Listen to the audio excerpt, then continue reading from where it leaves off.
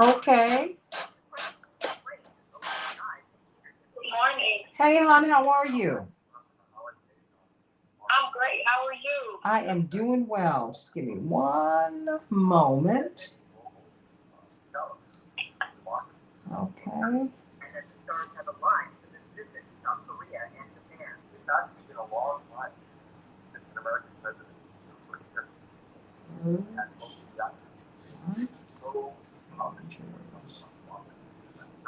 I've got to get all these scores down. Oh, jeez. No details yet, but 2 people are dead, another 8 wounded following a shooting in Chicago near a McDonald's. At a church service last night in Buffalo, who honored the victims of the supermarket shooting nearby the ground.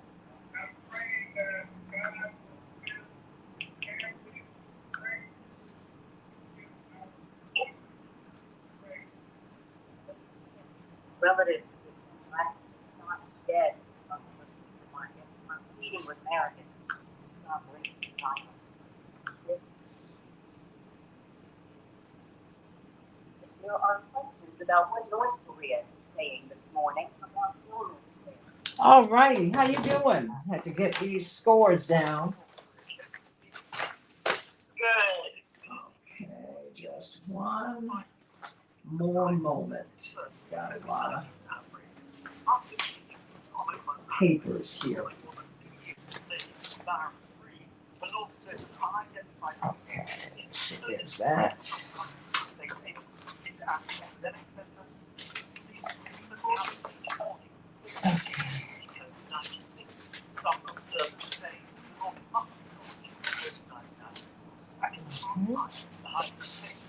Okay. Right. Okay. That's not that. And I recall and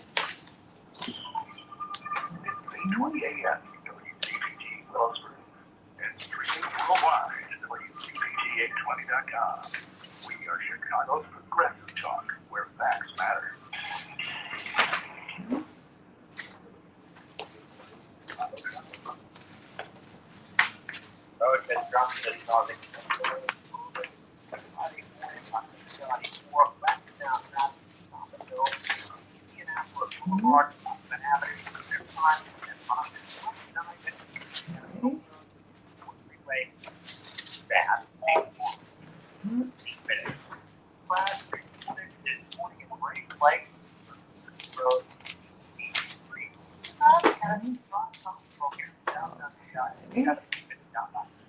Okay. Pardon me, Pastor Tish. I'm just always trying to get the last of these little pieces together for my show.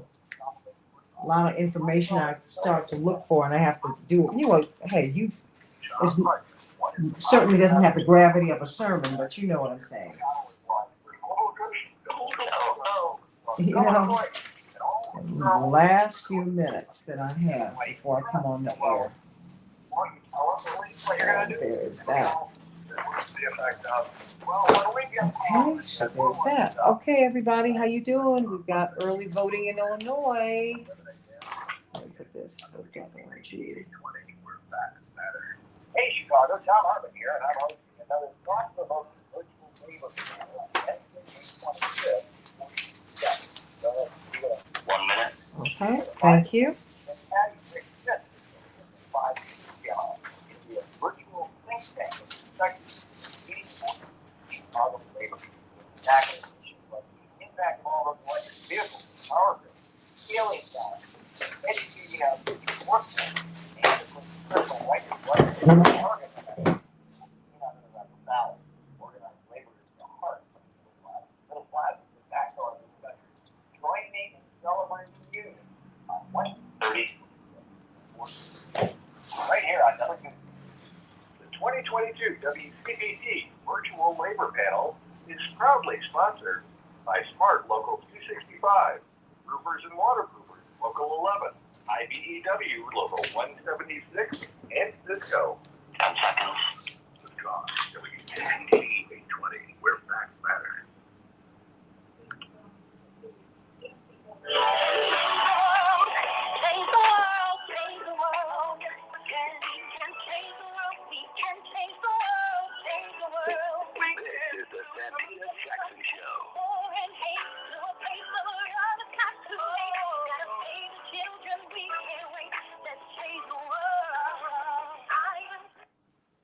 Hey, everybody. Welcome to the Santita Jackson Show. It's Friday, May 20th, 2022. I'm coming to you from the Santita Jackson Show on WCPT 820, the nation's largest progressive talk radio station, AM 950 Radio, the voice of progressive Minnesota. I want you to meet my morning stars on the Santita Jackson YouTube channel, the Santita Jackson YouTube channel. Everybody, please like and subscribe there. And so many of you, I'm so honored, want to be my friend on Facebook. The only place where I can accept friends, in fact, they're purging people off of my Santita Jackson landing page. So I need you to do this. Please go to Santita Jackson and Friends. Go to Santita Jackson and Friends and meet me there. I'm active on that page anyway. So please go to Santita Jackson and Friends and meet. Between the Santita Jackson Show YouTube channel, you see Samantha there and Linda and Mark from DC and Ashley from Memphis, Tennessee, and Darlene Shepherd and Joyce Anderson. How you doing? And Mark Hay. How you doing from here in Chicago? Barbara from Oak Park holding it up.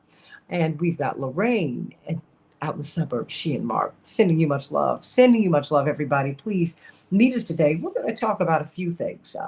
COVID home tests. How safe are they? Well, how accurate are they really? Let me not misspeak. How accurate are they? There's one test that, was wrong like 96% of the time. Whoa, that's not a good thing. Then we're going to talk about this so-called gaffe of former President Bush's, President George W. Bush, and when she talked about the brutal invasion of Iraq. And the audience laughed. He said, "Oh, no, I mean Ukraine. I am 75. Ouch." But, a lot of people, hundreds of thousands, if not a million people, were killed because of that invasion. Let's talk about that. And then there's an intriguing question that has really been in the American consciousness really for several hundred years. Should blacks go back to Africa? Now, this is what I'm saying. A Ghanaian American columnist, Karen Ataya, from the Washington Post said, so many black people, black Americans are just tired of the racial harassment, the racism, and getting killed all the time. The lynching museum in Alabama has more than 5,000 symbols for those who have been lynched. If you spread it out over 400 years, that's a lynching a month. But it actually is compressed because it covers a much, much shorter period of time, really inside a little more than 100 years. So you can imagine just the exhaustion. And when you listen to different talk shows, be they on television or radio, many black people after Buffalo are just exhausted. Maybe it's the zeitgeist, the spirit of the times. People are just tired. They're tired. They're scared to take their children to the grocery store now. You're scared to go to the grocery store because some 18-year-old whose parents say that they didn't know what happened walked in with militaristic precision and kills every black person he can see. So the question is, many African Americans, not a majority, but they're beginning to go back to Africa. Like, I am over this, because we look at Africans who go to Europe and go, well, why would you go there? They colonized you, right? So that's the question today. And I want you to go to my Twitter feed and answer the question. After the years and years and decades and hundreds of years of racial assaults, and particularly after Buffalo, that's such a people don't realize how painful a moment this is for people, particularly for black people. Should black people consider going back to Africa? Indeed, Ralph Ellison, the vaunted author, asks the question, what would America be like without blacks? Douglas Turner Ward, the brilliant playwright and actor, wrote a play 50 years ago, A Day of Absence, in which white people woke up and there were no black people in the United States. None. And it completely undid these people in this little town. So let's talk about that today. I think it's an intriguing question, and I think black, white, brown, yellow, and red, I would love to hear everyone weigh in because we're an American family, and these are issues that I think that we all need to talk about. So go to my Twitter feed at Santita J, and please answer my Twitter poll question. So let's get to some of these headlines so we can get some good news from Pastor Tisha Williams, who I'm going to be with in a couple of months. I cannot wait. I'm so honored to be with her at her fabulous church. So one of the few women in the United States and in the world who pastors their own church, the First Baptist Church in Bridgehampton, New York. In Chicago, we're going to have a high of 86 degrees, scattered thunderstorms. Minneapolis, St. Paul, 66 degrees and showers. The Dow closed down 236 points. The NASDAQ closed down 29 points. And the S&P 500 closed down 22 points after an extremely volatile week. In the NBA playoffs, the Celtics 127, the Heat 102. The series is tied at 1. The Mavericks will be playing the Warriors tonight. Who you got? Do you have the Celtics, the Heat, the Mavericks, or the Warriors? I mean, oh my gosh, this is exciting. I love this time of year because we also have the Stanley Cup playoffs. The Blues 4, the Avalanche 1, the Lightning 2, the Panthers 1, and the Rangers will be playing the Hurricanes tonight. Closer to home in Major League Baseball, the Twins will be playing the Royals tonight. The White Sox, 7-4 over the Royals, and the Diamondbacks, 3-1 over the Cubs. Ukrainian President Zelensky yesterday said Donbass is, quote, completely destroyed. As a result of Russia's constant strikes, Donbass is a heartland region that blankets much of eastern Ukraine and has been at the forefront of the country's conflict with Russia since 2014. And interestingly enough, Mariupol, the Ukrainian soldiers surrendered to the Russians. Now, it's not been reported that way in corporate media, but that is actually what has happened. I wonder what is really going on with that war. Oklahoma's legislature has passed one of the nation's strictest abortion bills that would ban the procedure from the stage of fertilization, everybody. When you have a collection of cells, the legislation also allows private citizens to sue abortion providers who knowingly perform or induce an abortion on a pregnant woman. That's interesting because that means that the pills that 54% of abortions, that perform 54% of abortions have changed. That would be outlawed as well. Exceptions will be made for medical emergencies or if the pregnancy was a result of rape, sexual assault, or incest, and reported to law enforcement officials. In news from Buffalo, the Buffalo shooting, something that is absolutely shocking. The 911 dispatcher called by a supermarket employee from Tops, that there was a shooting rampage occurring. Guess what? That 911 Pastor Tisha Dixon Williams, guess what the 911 dispatcher did? Pastor, you want to know what? You want to know? The 911 dispatcher hung up on the caller. So the supermarket employee, while whispering, while the shots are ringing out, said, "Oh my goodness," and called their boyfriend.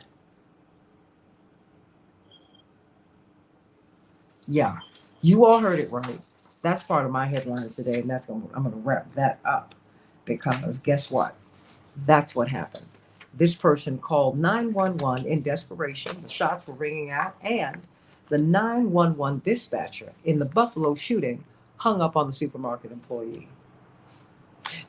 Early voting, everybody, in Illinois. Go to vote.org to make sure that you are still registered, to make sure that you have not been purged from the rolls, but you can start voting early in the state of Illinois. Yeah, behind that, I need some good news. How about that? I read that and I was like, you've got to be kidding me. You've got to be kidding me. In the meantime, peace advocates are sounding warnings as progressive lawmakers are going all in on the $40 billion Ukraine war package. No one is asking about peace. And reflexively, we're angry with Rand Paul. I'm like, no. He's asking, where's the money going to go? What? No. Who's spending the money? Because we see with military contractors a lot of spending that is inappropriate. So, come on, you guys.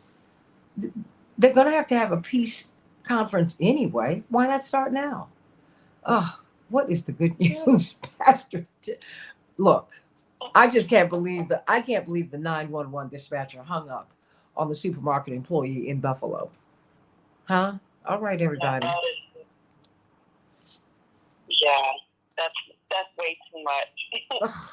And I just from the feeling of that poor woman who called, looking for help and not receiving it. Looking for some relief. Looking for some relief of the good news. I need it. Yes. You know, with the world and the state that it is in, and every time you read the headlines, there's always something shocking and jarring, something that disappoints us. And you know what? In these days, we have to make a choice to rejoice. That's what I want to talk about today. To make a choice to rejoice. I'm reminded of the psalm that says, "This is the day the Lord has made. Let us rejoice and be glad in it." When this psalmist wrote this psalm, the world was upside down. It was topsy-turvy. And yet, this person declares and puts out a call to say, "This is the day the Lord has made. Let us rejoice and be glad in it." In other words, we want to make a choice to rejoice. A choice each day, Charles Swindoll said. He said, "The longer I live, the more I realize the impact of attitude on life. Attitude to me is more important than facts, more important than the past, than education, than money, than circumstances, than failures, than successes, than what other people think or say or do. It is more important than appearance or talent or skill. It will make or break a company, a church, or a home. The remarkable thing is we have a choice." I want to encourage somebody today that might be down in the dumps, or you just woke up this morning feeling like this is going to be the worst day ever. I want you to know today that you have a choice to rejoice. Every day regarding the attitude you embrace. It's a choice. We can't change our past. We can't change the fact that people are going to act in a certain way, and we can't change the inevitable. The only thing that we can do that is at play on the string that we have is our attitude.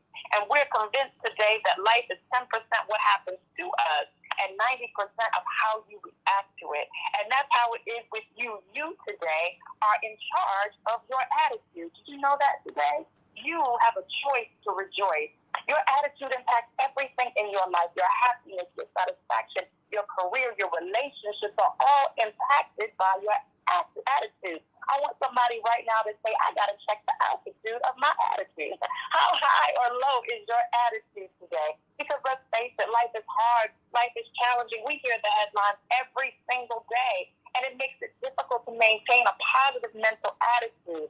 That's so challenging for us. But if you want to turn your life around, if you want to walk in each day being happy and joyful, the first step is having a good attitude and making what you want positive. A positive mental attitude is crucial to your success and happiness.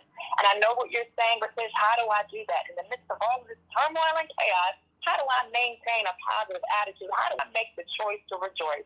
Here's a couple of things. First of all, plan an exciting future.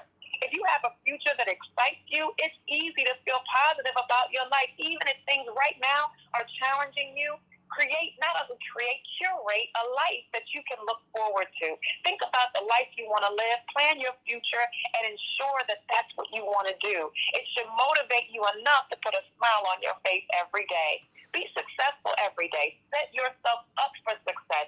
You can do this by making a short to-do list. I have something I do called the 50-50-50 list. 50 things I want to do, 50 places I want to go, and 50 things I want to be. That list helps me to be successful each day. Give yourself an experience of being successful. You can start with something simple. How about make your bed today? That's really simple, but have you ever considered the impact of making your bed? It tells the world and it tells you that I'm ready to go. I'm out of this place. I've secured my rest for today, and I'm moving onward and upward. So one small thing that you can accomplish will make you feel successful. Keep your thoughts positive.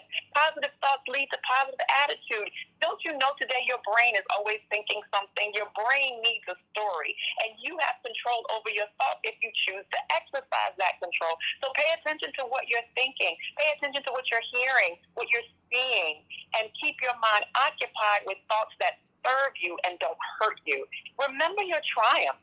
If you're feeling down or hopeless, take a few minutes to remember all the amazing things that you've done over your life. Just take a stroll down memory lane. It's easy to forget all the things you've already mastered and succeeded at. I'm reminded of a scene in Pretty Woman when Julia Roberts and Richard Gere are talking, and she talks about how the bad things were always spoken over her.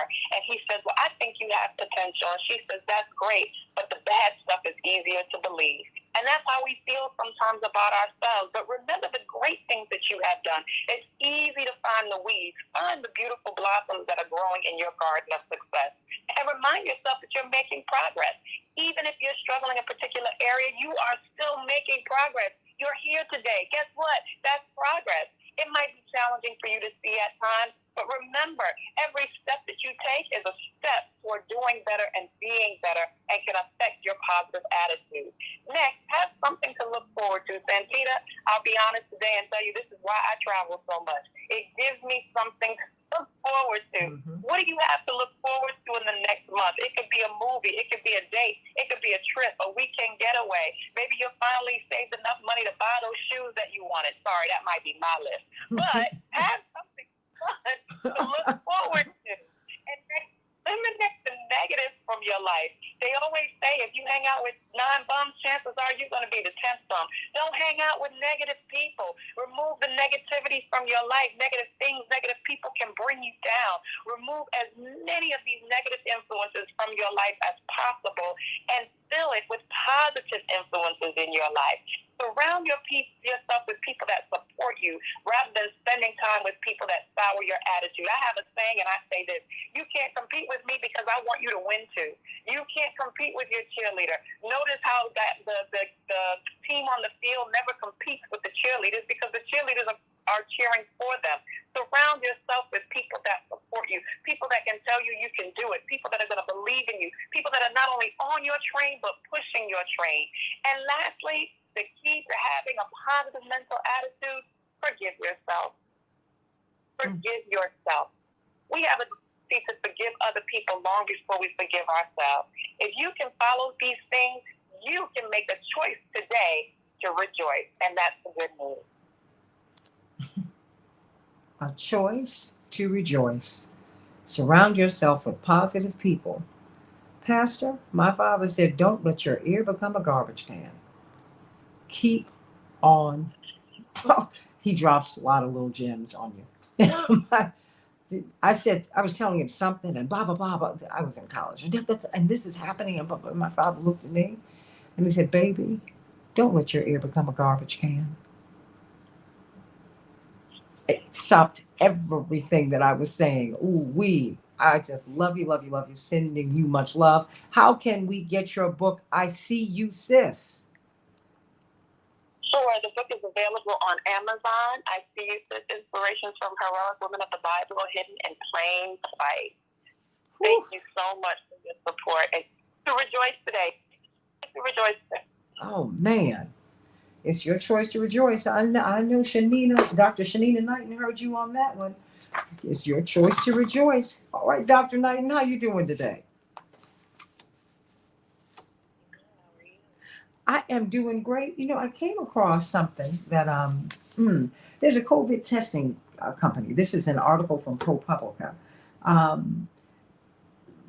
They we have to take these tests, and many of us have all these tests, but there's a COVID testing company that missed 96% of their cases. How safe are these home tests? How factual are the tests? Are they really specific? Is that the only way that you find out that you have COVID? Dr. Knighton.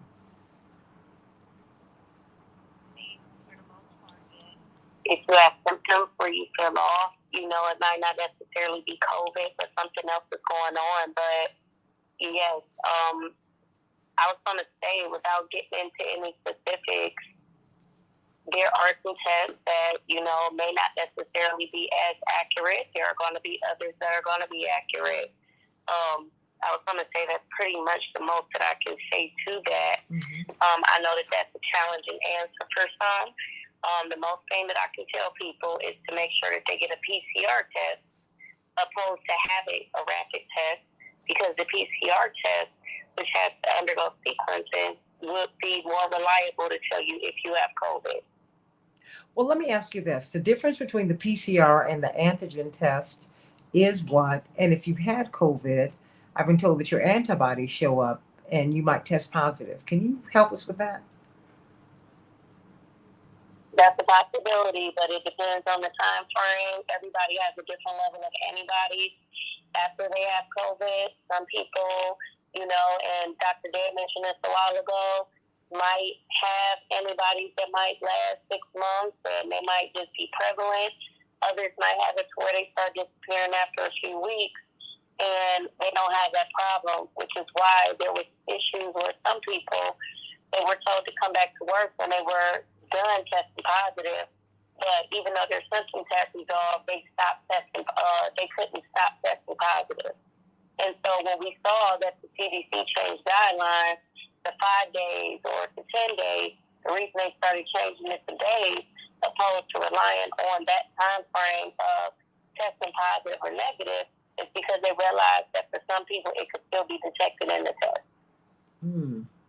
Dr. Shanina Knighton, you know, we got a couple of minutes before we go. Everybody's going out for the weekend. It's going to be 86 degrees in Chicago today. I mean, it feels like, the flowers are out, the trees are green, the grass is out, people are out golfing, they're playing tennis, and it's just great soccer, the whole bit. What should we be doing? What words of caution do you want to give us in this final 90 seconds? Enjoy the weather, enjoy the sunshine, get your vitamin D. Vitamin D is helpful to the body in terms of you being healthy. Just be conscious of what it is you're touching while you're outside. Be aware of people that may have allergies and their ability to sneeze and rub their eyes and things like that. And just make sure that you're, aware of your surroundings. I would say that's the most part. And also understand that there is a surge right now, and so some people are sick, and you would want to protect yourself by making sure that you're at least cleaning your hands, wearing your mask if you're in crowded spaces, distancing when it's necessary, and making sure that you're cleaning off your hands, your cell phone, and your face. Everybody, we've gotten the word. And get out and enjoy the sunshine. It'll make you healthier. You'll feel better. And as Dr. Knighton says, don't wear that mask outside. But don't get people in your face. I had some people in my face, Dr. Knighton, and it's been driving me crazy. Oh my gosh. And I'm a hugger. But I'm going to tell you right now, we just need to be very careful, okay? Sending you all much love, and sending you much love, Dr. Shanina Knighton. I want you all to go to my Twitter feed at Santita J and answer the question: should blacks consider going back to Africa? Black Americans. That has been a question that has plagued African Americans and white Americans. America, that was a plan after slavery. That was one of the plans offered, to send all black folks to Liberia. That's how Liberia got established. The American Colonial Society said, you know what, part of the way we can resolve slavery is to get all these black folks out of here. And now many black people are saying, not the majority, but a nice chunk, a growing number, are saying, you know what, the racism, the mean-spiritedness, the micro and macro aggressions, I just don't need them. So I'm going to Ghana. I'm going to go to Nigeria. I'm getting out of here. Go to my Twitter feed and answer the question. And I have a Twitter poll up. I want to know what your thoughts are. Going to be talking about this gaffe from President Bush. He said he was condemning this brutal invasion of Iraq. Ukraine. Back in just a moment.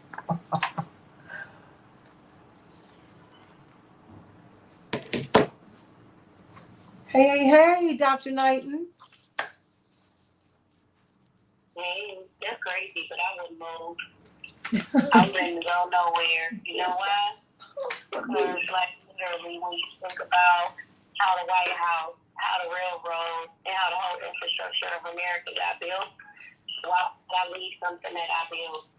Well, the thing is, the person, the most prominent column that's out right now is written by a Ghanaian American. And I think that, and look, I embrace the whole diaspora, everybody, because, we were all brought to the Americas and taken out of Africa on the same colonial project.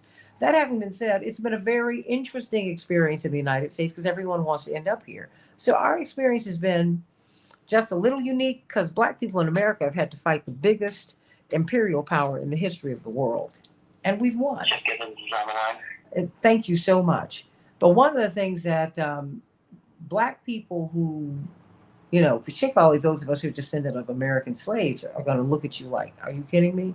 I'm not leaving. But then a lot of us who are descendants of American slaves are like, I'm kind of over this. So I want to know what your thoughts are. I want to know what your thoughts are. You know, you're hearing from Shanina. And when I brought this to Dr. D, to Dwight McKee last night, he said, oh, she must not be a Black American. I said, well, she is a Black American. She's Ghanaian. He said, but she's a child of immigrants. That makes a difference. Those of us who are from Mississippi and Alabama and Tennessee and the Carolinas and who built this country like I am going nowhere. Y'all gonna work this out with me. So we'll see. We'll see. We'll see. And that's how I feel, because everywhere gonna have their challenges, and then just looking and as messed up as Western medicine can be at times. Think about the first, person that did, the surgery, for the blue baby. When you think about a lot of the advances that we've made in medicine, so we're gonna leave from over here to go somewhere else to suffer while we try to build up that same infrastructure. To me, it just doesn't make sense. And I just think it comes down to accountability. And it does piss me off because, yes, there's been so much screaming in the news about, like, help Ukraine, save Ukraine. And I don't even hear anything about, our Black brothers and sisters that just went through the situation in Buffalo. And I don't see that same empathy being shared. I don't see that same relief package being put together. We had terrorism that was committed on our soil. But yet we, are expected to be quiet about it, or expected to not be comments about it, and it's very upsetting and disheartening. And then I'm even looking a week later, within institutions that I may serve or be around, and the fact that they've yet to make a statement about it. And even too for these children that watch that viral video, it's very upsetting. Santita. So back in 1 month, I'm out of going back, like that right there. This comment couldn't be any more ignorant. Look, you get no. I hear you. I mean, I've tried to explain to my friends. Hey, Chip Gibbons. Hey, how's it going? It's good hearing your voice.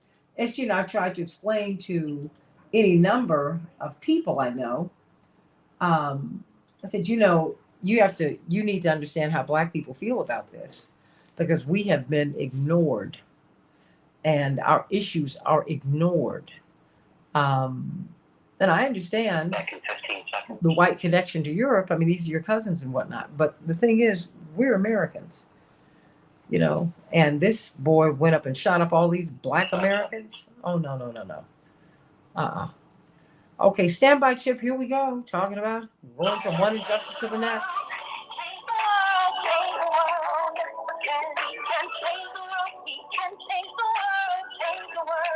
This is the Santita Jackson Show.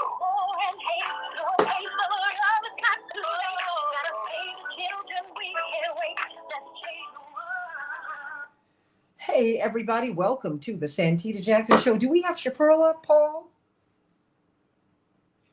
Okay, well, we're going to reach out to Chaperle because, of course, you hear about Celebrations by Us, and she does such great work. 708-526-4546 if you want to get some great food and get your weddings together and all of that. Proms, she does it all.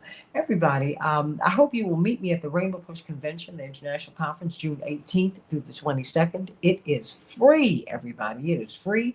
The meal functions are not free, but the rest of it is free, and there's nothing like coming together and getting together. And indeed, I hope that you will be meeting me at one of my favorite stores. Now, many of you want to know where I get jewelry. I shop a lot of places, but one of my favorite places in the world here in Chicago, Essential Elements. It is on 87th Street, just east of Stony Island. On Sunday, they're actually going to do something kind of special. They are going to support Jonathan Jackson, who's running for Congress. And so you will be able to get a discount, and the discount will be applied to Jonathan's campaign. So come on out at 5:00. It's going to be a great event. You're going to find some fabulous clothes and jewelry. Of course, I'm going to be there. Look at what I'm wearing right now. Got that at Essential Elements. Yeah, I got that there. Yeah. And this too. Yeah. Love it. Chaperle, before we get into this gaffe by George W. Bush, talk to us about Celebrations by Us.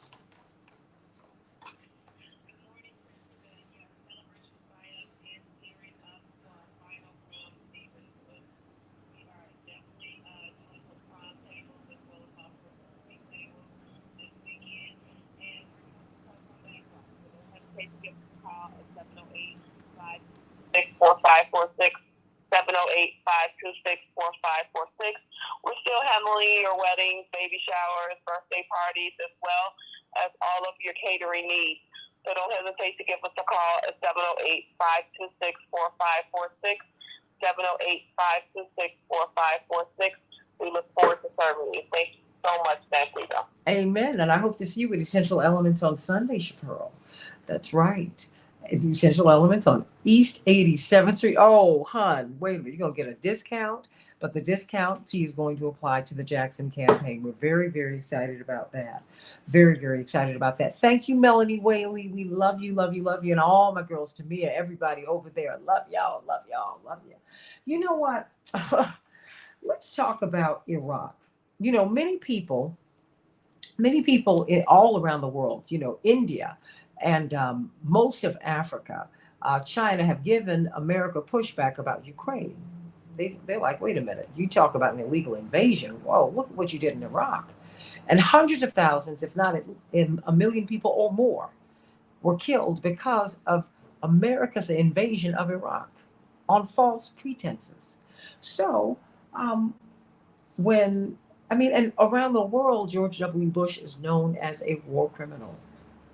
Okay. And so he was talking to a group and he made a slip. And so I'm going to let Chip Gibbons go into it. Chip, the policy director for defending rights and dissent, because I said he was the first person who popped up in my mind.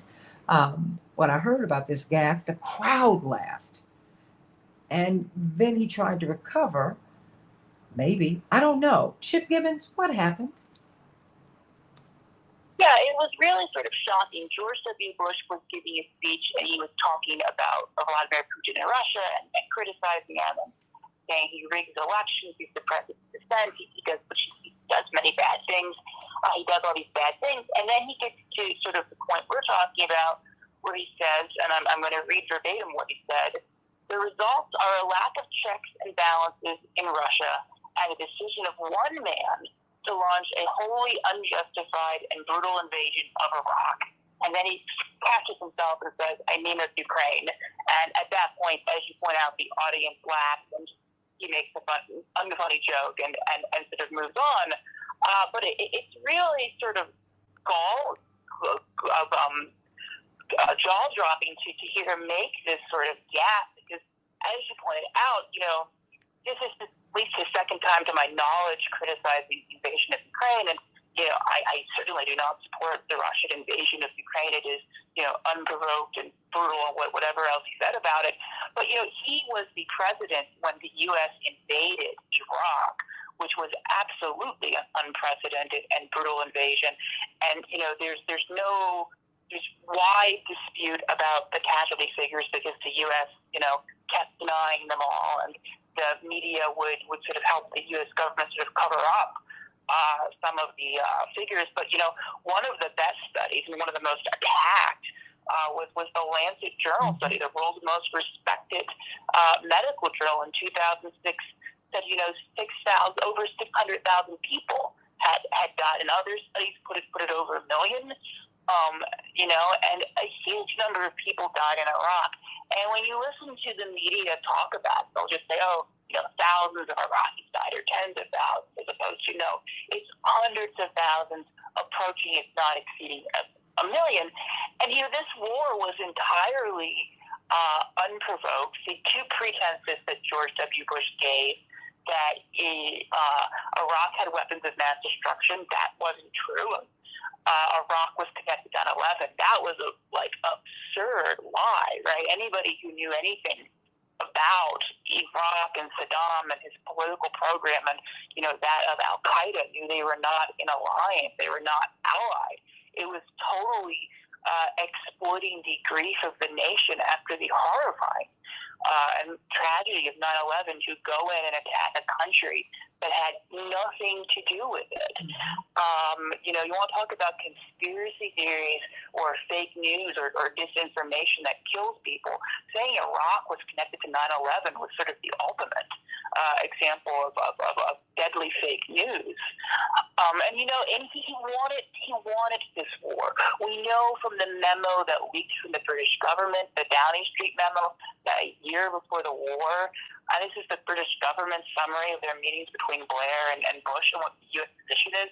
They're talking about how Bush, views military action as inevitable now. He really wants this invasion, but the evidence for it is thin. The evidence for this war is thin, and they write, this is what the British memo said, the Downing Street memo, and this was confirmed by the media. The Republicans wouldn't allow hearings on it. The Democrats had a impromptu thing in a basement somewhere, but the Republicans are the majority now, and they wouldn't allow hearings. So I bring it up because it's not a conspiracy. This is confirmed. The memo reads, military action was now seen inevitable. Bush wanted to remove Saddam through military action justified by terrorism, the WMDs, but the intelligence and facts were being fixed around the policy. The intelligence and facts were being fixed around the policy. They doctored the case for war. They made it up in this same 5-page memo that was absolutely scandalous. They detail ways to try to provoke Saddam Hussein. If the U.S. seriously considered painting a U.S. reconnaissance spy plane in United Nations colors, so Saddam would shoot it down, and then there'd be a justification for the war. Saddam shot down a U.S. spy plane. So this is a war entirely based on lies. It's a war of choice, and it resulted in hundreds of thousands, if not over 1 million people dying. And, the opening bombardment, which they called shock and awe, where they just brutally bombed densely populated areas like Baghdad to, in their own parlance, achieve total domination and drive the nation into submission. And Iraq was already a destroyed nation. After the bombing during the first Gulf War by the United Nations and, George H.W. Bush, the United Nations issues this dire report after the bombing. This is the early 90s, which describes the result of Iraq, or the bombing, as near apocalyptic and having brought Iraq into a pre-industrial stage.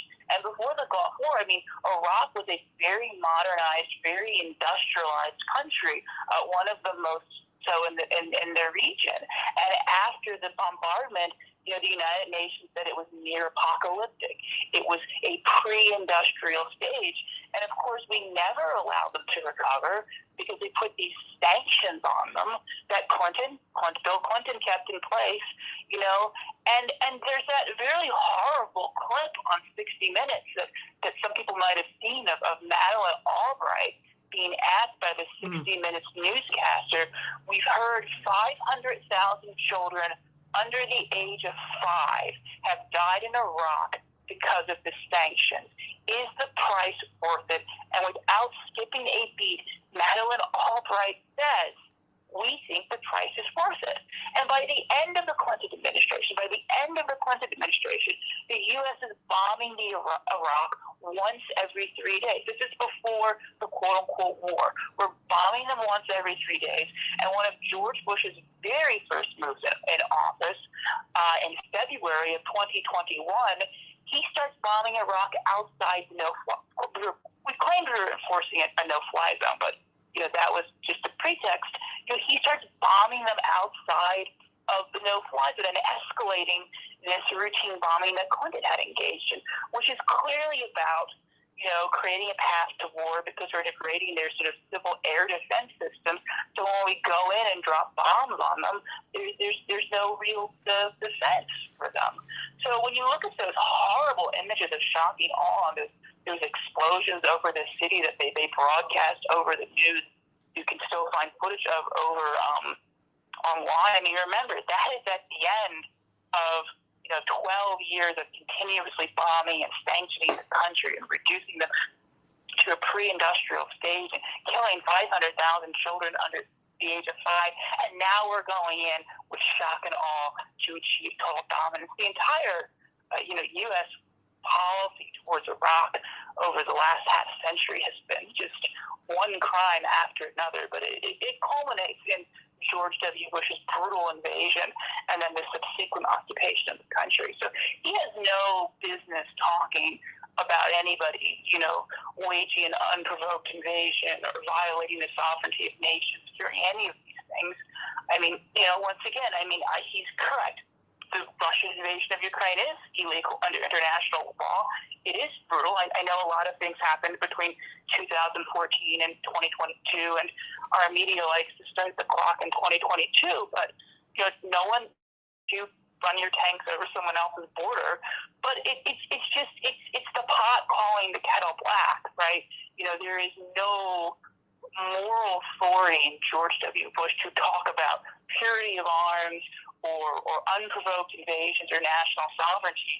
And it isn't just Iraq, right? I mean, after 9/11, he implemented a horrible, horrible program that was the long-term, goal of a lot of people on the right, like the Heritage Foundation. They pushed through the Patriot Act, which expanded national security surveillance and obliterated a lot of the reforms we put in place after Nixon and Vietnam. He claimed, I don't have to even remember this. He claimed this broad presidential power to do all sorts of things, to wiretap people, to detain U.S. citizens. I mean, they abducted a U.S. citizen, Jose Padilla, from the Chicago airport and held them in a military brig and claimed to route charges and claimed the courts couldn't review the case or stop them. And eventually the courts do intervene and he's charged in a normal court. But I mean, this is the type of thing the Bush administration was doing. They were grabbing U.S. citizens out of airports and putting them in military prisons without charges, saying, no one can stop us. They were ordering the NSA, to do wiretapping that was illegal even under the Patriot Act. Even under the Patriot Act, what they were doing at the NSA was unlawful. They know we have an inherent wartime authority to warrantlessly wiretap and search U.S. citizens. And it was even worse, people who weren't in the U.S. I mean, he put together a global program of kidnapping and torturing people, the CIA black site, the extraordinary renditions, the waterboarding, and other just extreme depravities and cruelties that were the routine acts of the CIA torture program. And, I'm going to also say Afghanistan wasn't a good war, right? Like, there was sometimes you'll hear, Afghanistan was the good war, Iraq was the bad war. But, Afghanistan also, we were bombing a very poor country that had, for very unclear reasons, Iraq didn't attack us on 9/11. The Taliban, they had bin Laden in their country, but they didn't attack us on 9/11. But at the same time, George W. Bush censors and redacts huge parts of the Senate 9/11 report that deal with the Saudi role in 9/11 because the Saudis were his family's business partners. So, just every step of his response to 9/11 is just corrupt and horrific. We're talking with Chip Gibbons, policy director for defending rights and dissent. I want you to call me at 773-763-9278, 773-763-WCPT, because he really gave us a long list of war crimes. And when America talks about taking Russia to the International Criminal Courts, the ICC, people all around the world are saying, wait a minute, but this is a court you don't even recognize. And if you can't start in 2022, we need to go back because of what America has done. And I criticize America. I have the right to do it, everybody. Before you call me and say anything about it, I criticize America because I love this country and my ancestors built it. And even if you just got here, you're in for a penny, you're in for a pound. You're in the American project, so you're in it too. You cannot allow people to behave this way, to kill people.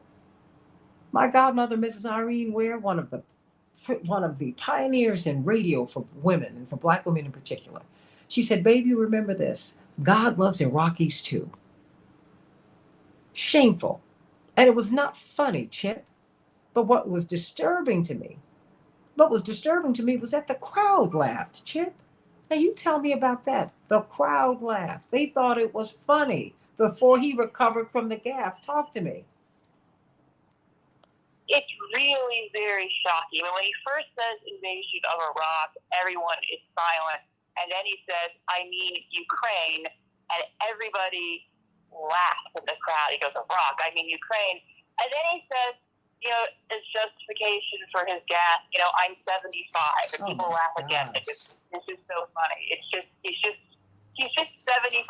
And, you know, I guess he confuses his the war. So it's really bizarre. I mean, there was another video of I don't know, in the last year of George W. Bush giving some sort of speech, and a Iraq war veteran, Michael Preisner, you know, interrupts him and asks him, you know, do you have anything to say for the people you killed?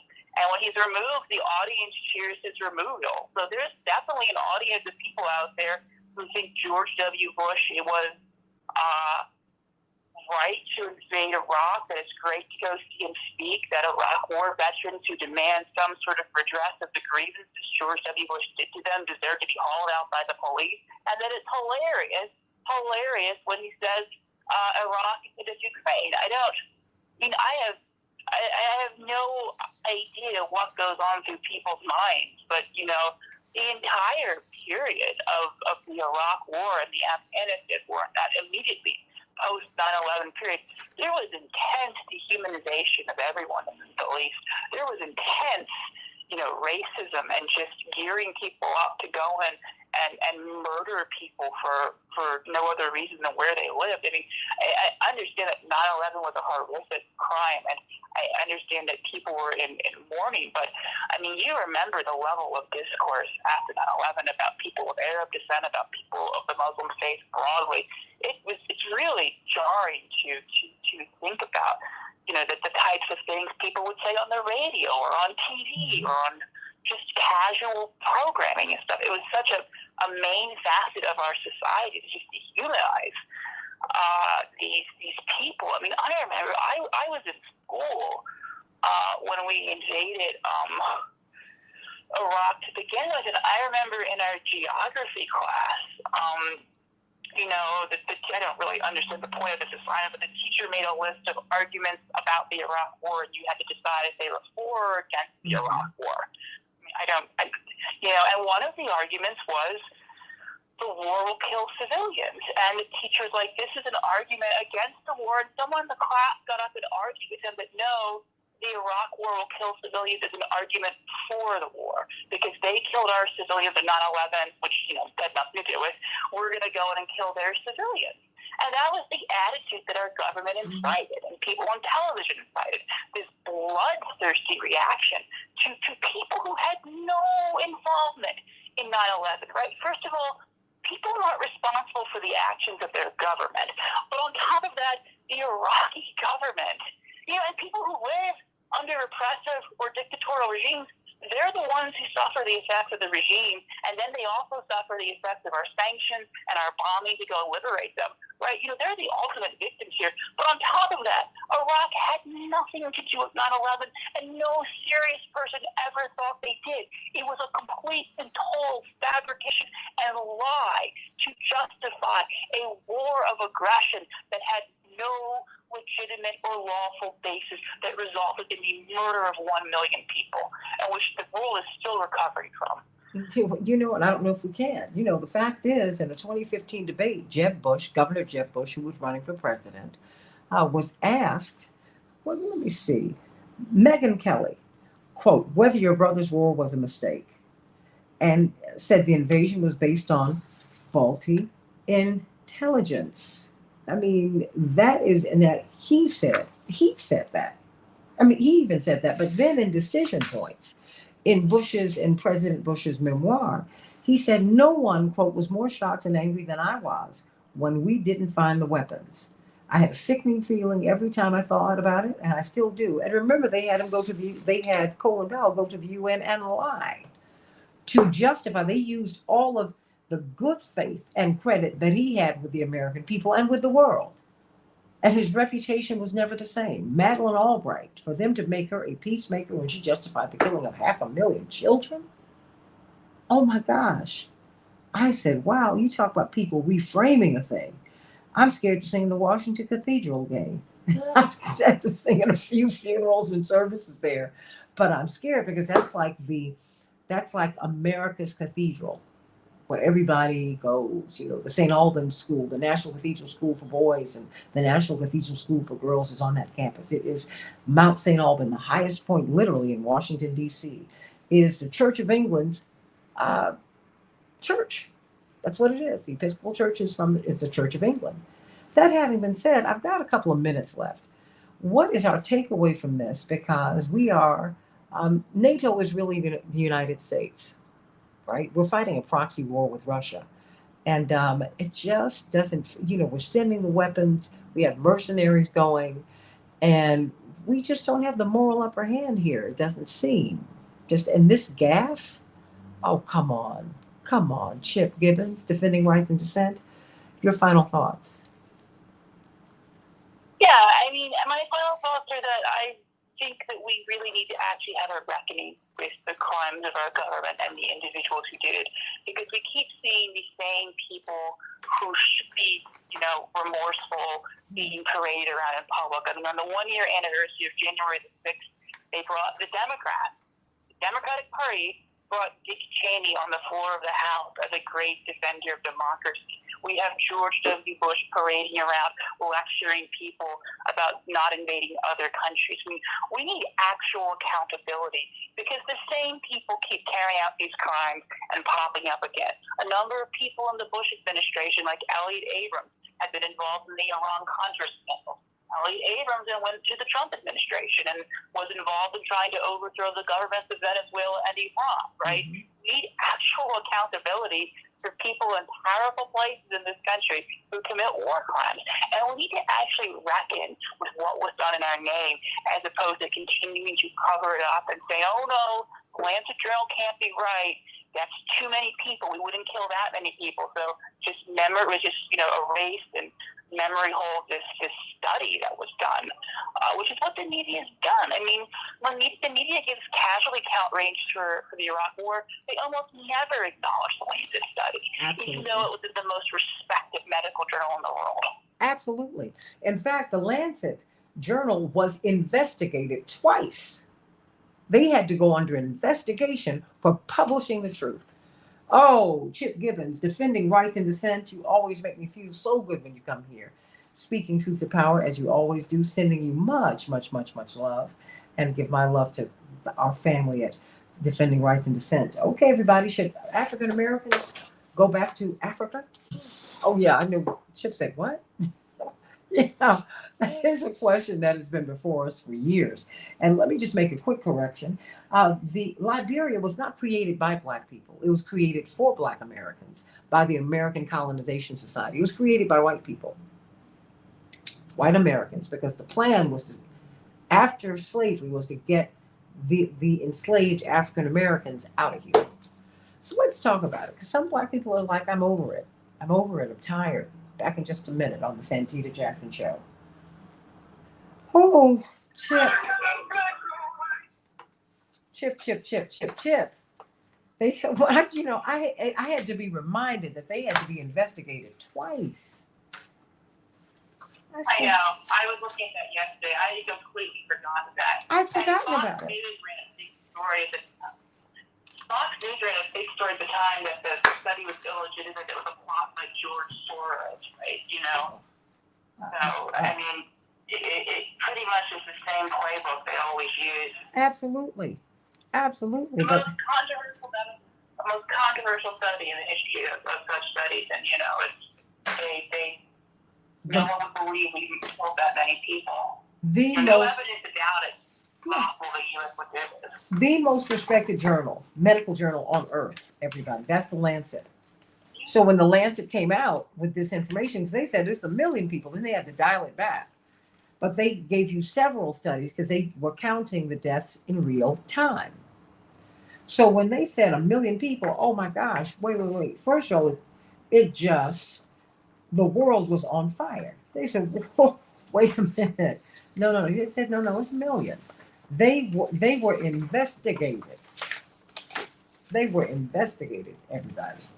They were investigated. Oh, shit. And people don't realize we look it's shocking, and we look crazy. All around the world, we look crazy. We look crazy. Do you know that Gaddafi was killed under the white flag of surrender? He had negotiated his surrender. And that's when we killed him. And I want you to know that people in Africa are mad as they can be about that right now. These folks in Africa are furious, furious, furious.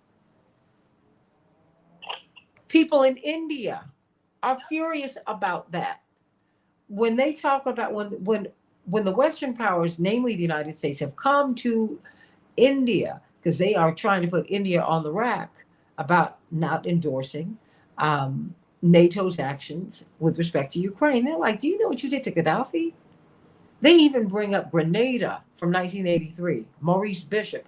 They go through a list of people who have been killed. Because see, the so-called third world, the global south, they have festivals too that are packed.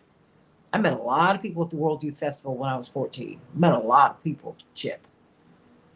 And there is a narrative that other people have around the world and that progressives should have here. Not to mention the fact that progressives have just completely laid down their arguments with respect to funding Ukraine without demanding a peace program and without demanding to know where the money goes. I agree with Rand Paul on that. Where is the money going? I do too. Like, I support Charles Booker and I agree with Rand Paul on this. Where is the money going? And yeah, hold up, wait a minute. Look, I want to know where this money's going before I give y'all a dime. Why we can't get COVID relief, Chip? Do you know people's premiums? If you bought your health insurance on the ACA Health Exchange, if the COVID-19 package does not go through, people's health premiums will go up by 53%, by as much as that. It's crazy. About half a decade ago, I had health insurance through the exchange, and every year it went up, and my deductible was, extremely high, and my premium was very high, and it was almost unusable, right? Because the deductible was so high, the amount you had to spend before you could even have a copay was just shocking. I'm very, we don't have health insurance in this country. We don't. We don't have, aid for working people, and we always have billions of dollars to blow things up and murder people. Oh my gosh. If you start talking about, let's help working people, where's the money coming from? Everyone needs to tighten their belts, and let's start a war. They never ask where's the money coming from. The pockets of working people who will fight and die in the war, but that question is never raised. No, and we need to raise it. We need to raise it. You got to come back. I want to get the latest and the greatest. If you can let me know what your schedule is like next week, because there's a lot for us to talk about. Particularly, as we go into Memorial Day weekend, I think it's important. That we have some real discussions about where we are, particularly with respect to our rights, which are being peeled back, everybody. And I want to know the latest on, I just want to know the latest on these cases too, and, we've got a lot to talk about. So let's talk in the next couple of days. That sounds good. I look forward to hearing from you. Oh, it's always a pleasure to do so. If you don't hear from me, please call me, because my brother's running for Congress, so I am like in the midst of that campaign, really. That's got me like. Well, wish him luck.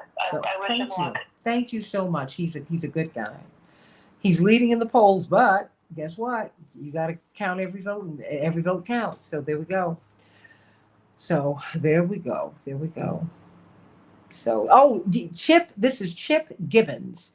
Chip Gibbons from Defending Rights and Dissent. That's right. Who was it? April Perkinson said, who was that amazing guest? Everyone wants to know who the brilliant guest was. Excuse me, this is Chip Gibbons. Chip Gibbons. If you go on my Facebook page, I have him there. And because I list out who's going to be on the show and all of that. So please, Chip Gibbons, Policy Director for Defending Rights and Dissent. And Hello, Dwight, Mark, and who do I have Robert Patillo there and Daryl? Everyone's on the line. I'm here. Good morning. Okay, hello, everybody. Let me hear you. Good morning. Okay, great, great. Good morning, Santita. Okay, hey, everybody, please keep yourselves off mute so we can have a more fluid conversation, okay? Because if I don't hear you, I'm going to go right on to someone else. Are you in Japan? April? Hey. Back in 15. Okay, I'll give you Chip Gibbons.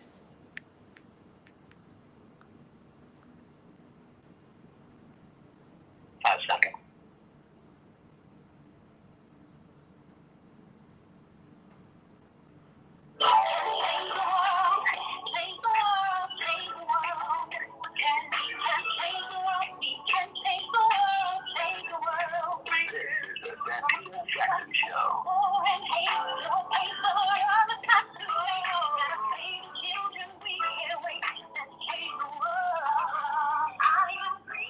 Hey, everybody, welcome to the Santita Jackson Show.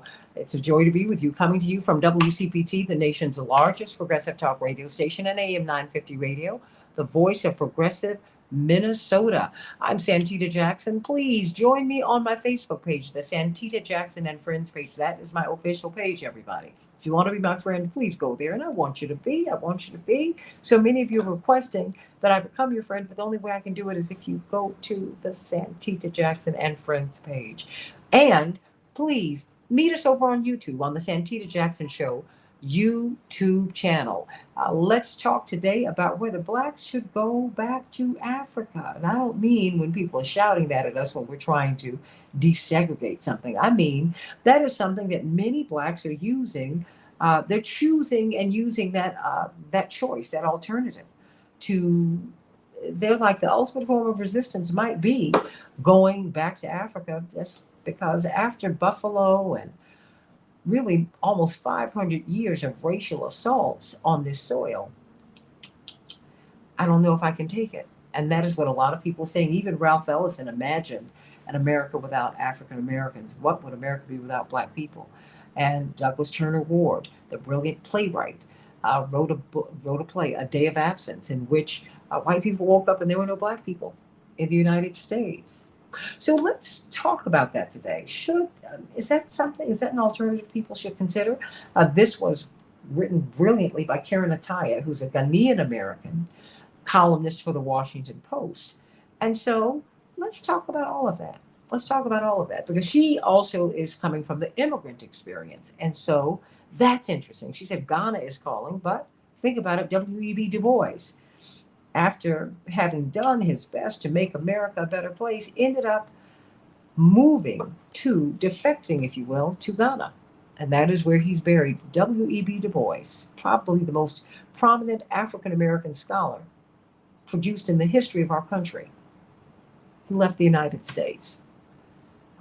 We tried to kick Paul Robeson out of the United States. Ralph Ellison left the United States. Maya Angelou left the United States for a while. James Baldwin died in France, and on and on and on. Something's going on here, and we need to talk about it on the Santita Jackson Show.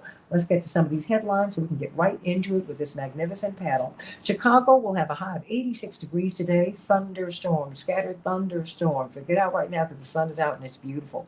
Minneapolis, St. Paul, a little cooler, but beautiful. 66 degrees. Showers. Remember, the sun's on the other side of the clouds, everybody. The sun's always shining. The Dow closed down 236 points. The NASDAQ closed down 29 points. The S&P 500 closed down 22 points. Oh, what a glorious time of year this is because you've got the NHL and the NBA fighting for their championships at the same time. And Major League Baseball is just great, great, great. You've got soccer, women's soccer, men's soccer. It's great.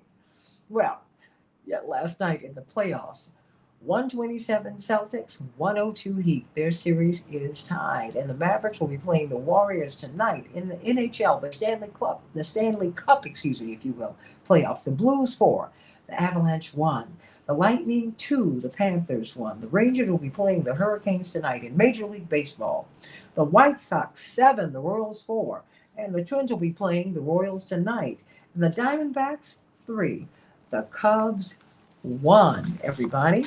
Call me at 773-763-9278. Want to hear your thoughts today about all of our topics. We just talked about George W. Bush and his gaffe with Chip Gibbons from Defending Rights and Dissent. So many of you want to hear that. If you want to hear the podcast of this show, go to WCPT820.com/Santita, and you'll be able to hear it in about an hour after the show. Ukrainian President Vladimir Zelensky yesterday said Donbass is completely destroyed as a result of Russia's constant strikes. Donbass, of course, is a heartland region that has been heavily contested, excuse me, for years. For years, the bombing and shelling of other cities, the air missiles and strikes of the Russian army. All this is not just fighting during the war, said Zelensky. We will see how all of this goes. In the meantime, Oklahoma's legislature, excuse me, has passed one of the nation's strictest abortion bills that would ban the procedure from the stage, everybody, of fertilization. The legislation also allows private citizens to sue abortion providers who knowingly, as they put it, perform or induce an abortion on a pregnant woman.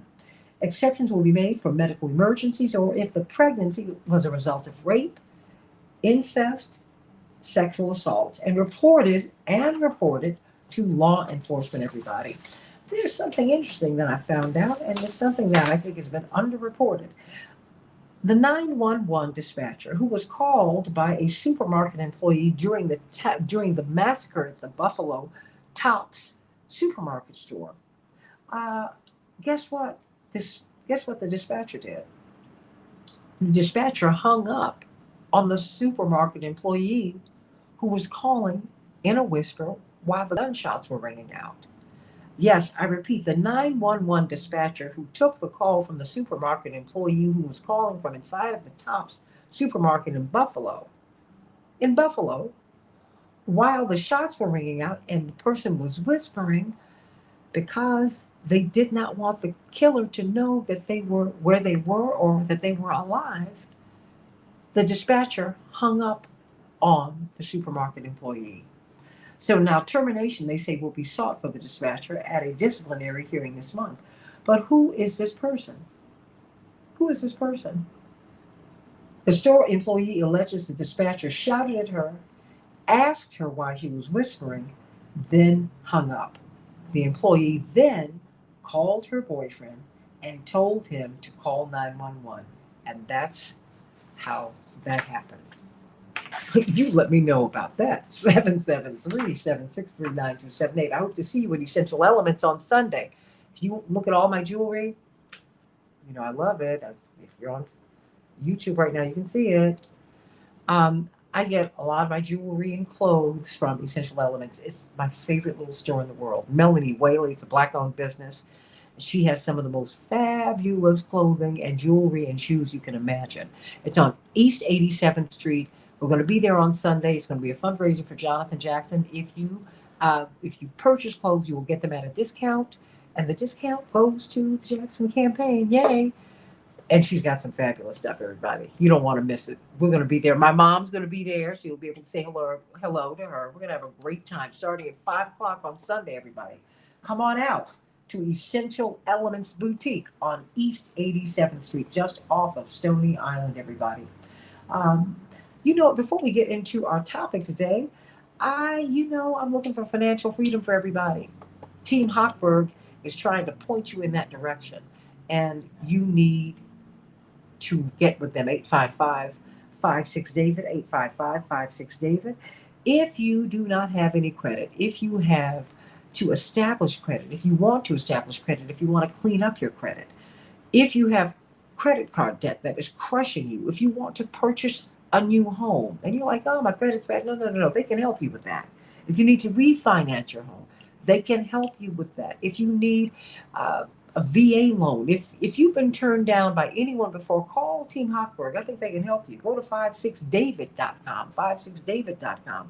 Do what Manny did. 40, a project manager, $70,000 a year.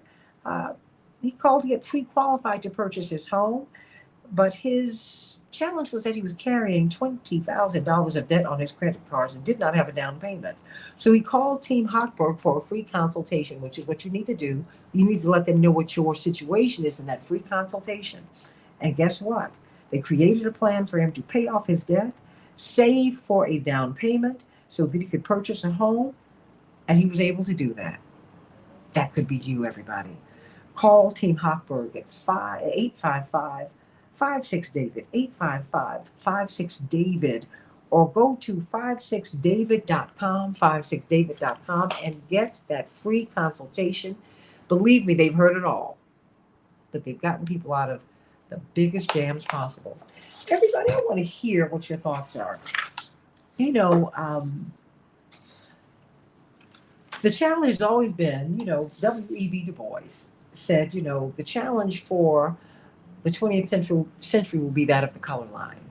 Black people have been in the United States since about 1532 or so. The European project, colonial project, really began on the shores of what would become the United States in the 1530s, about 1532. That is when Black people really got here, not 1619. But that's part of the Anglo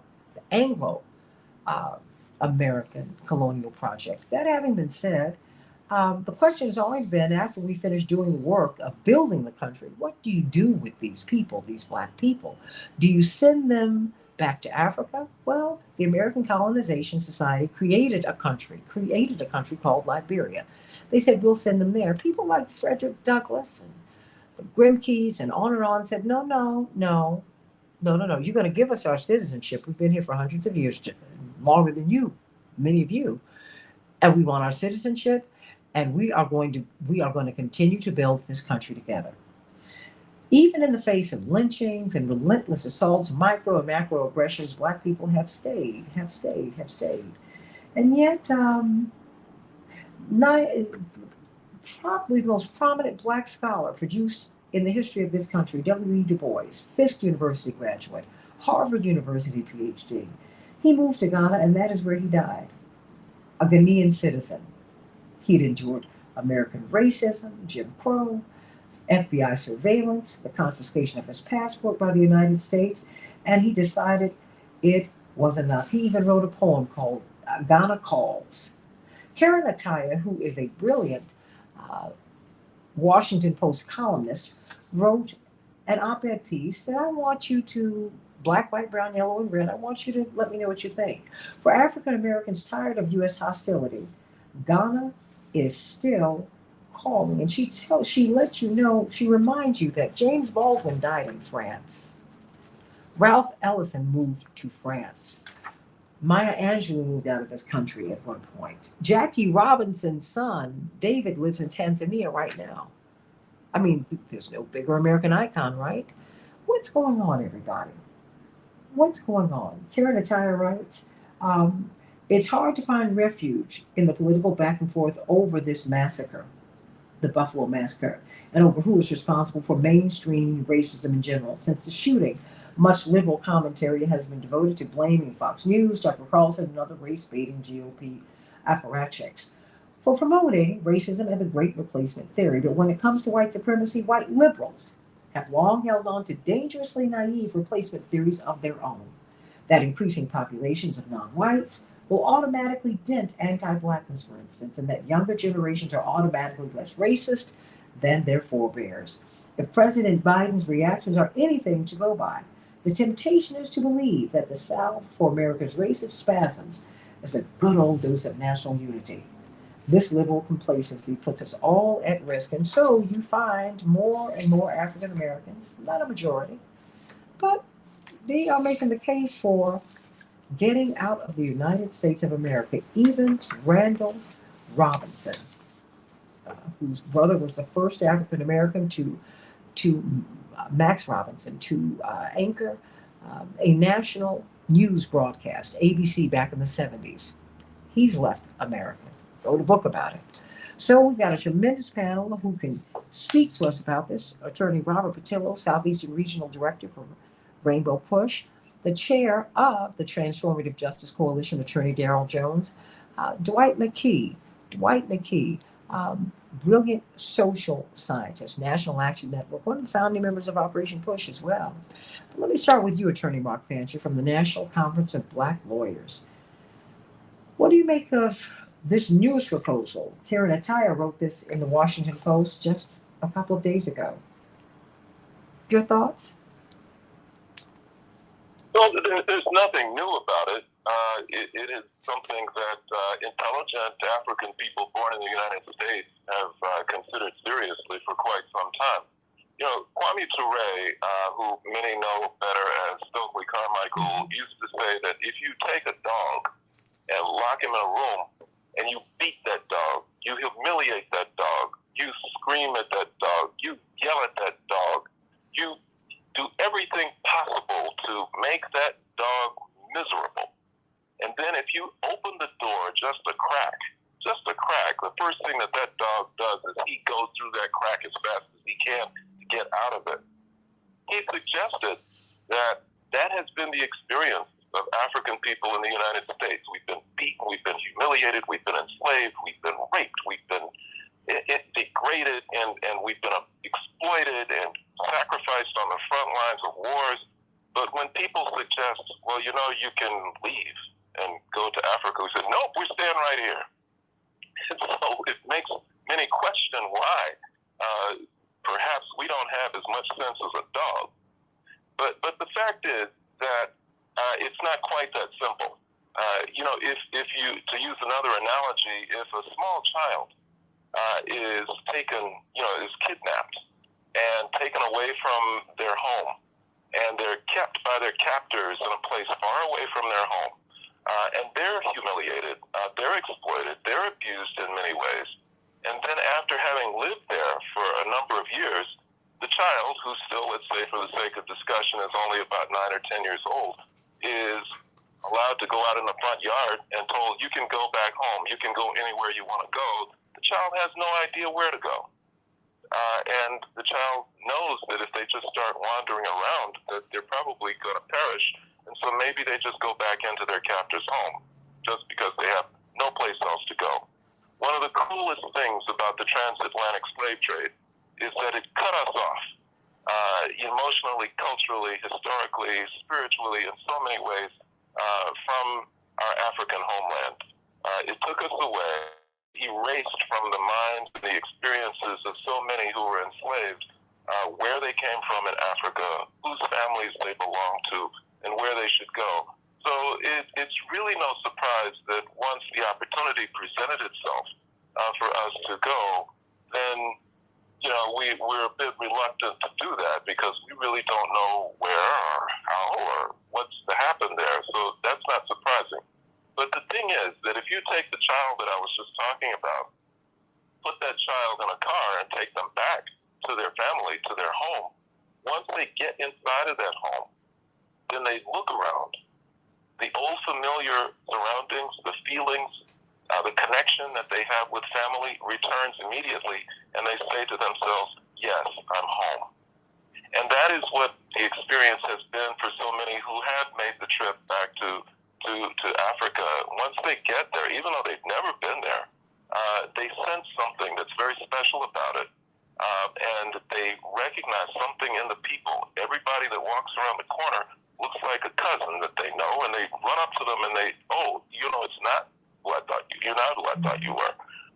You know, they sense certain mannerisms, certain cultural practices, which are very familiar. This, you know, I feel something here.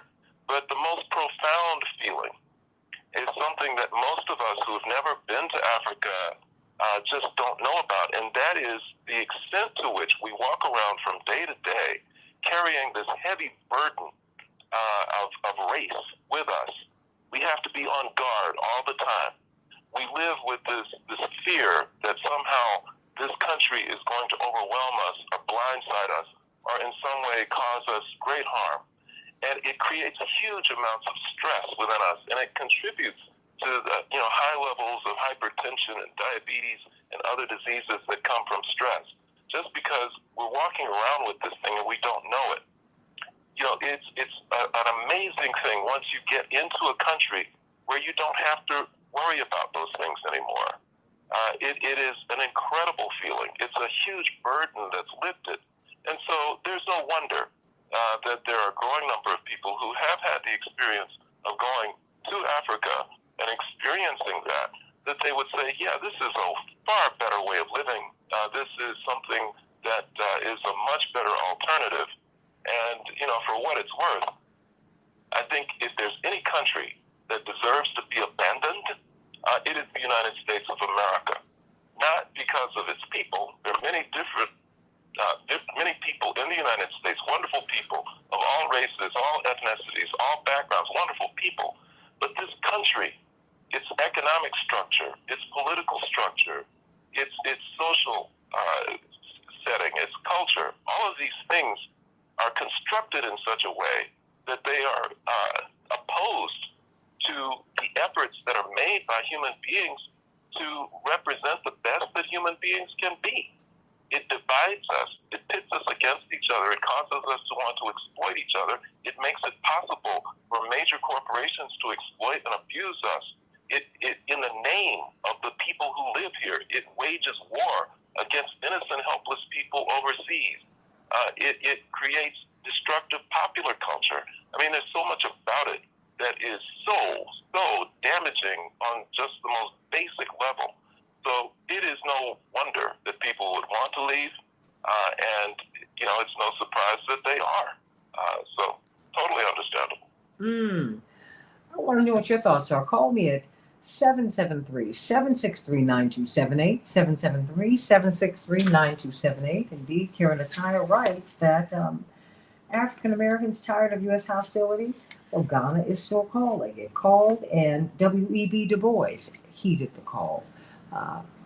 Other African Americans have repatriated elsewhere because they said the yoke of American racism was just too much. They didn't want to have to live with that every day.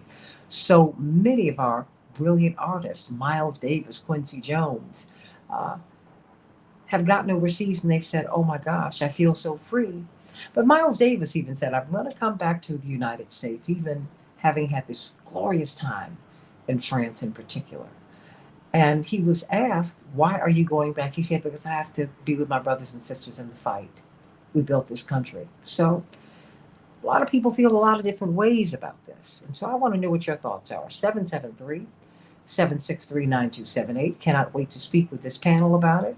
It's going to be an exciting conversation. It is a conversation worth having, particularly in the shadow of Buffalo. And when you find out how awful it is that the young lady who called, the store employee, the Tops employee in Buffalo, called 911.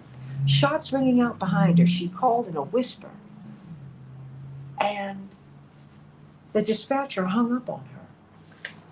And she had to call her boyfriend and say, hey, you gotta call 911 because somebody's trying to kill us. Can you believe the 911 dispatcher hung up on her?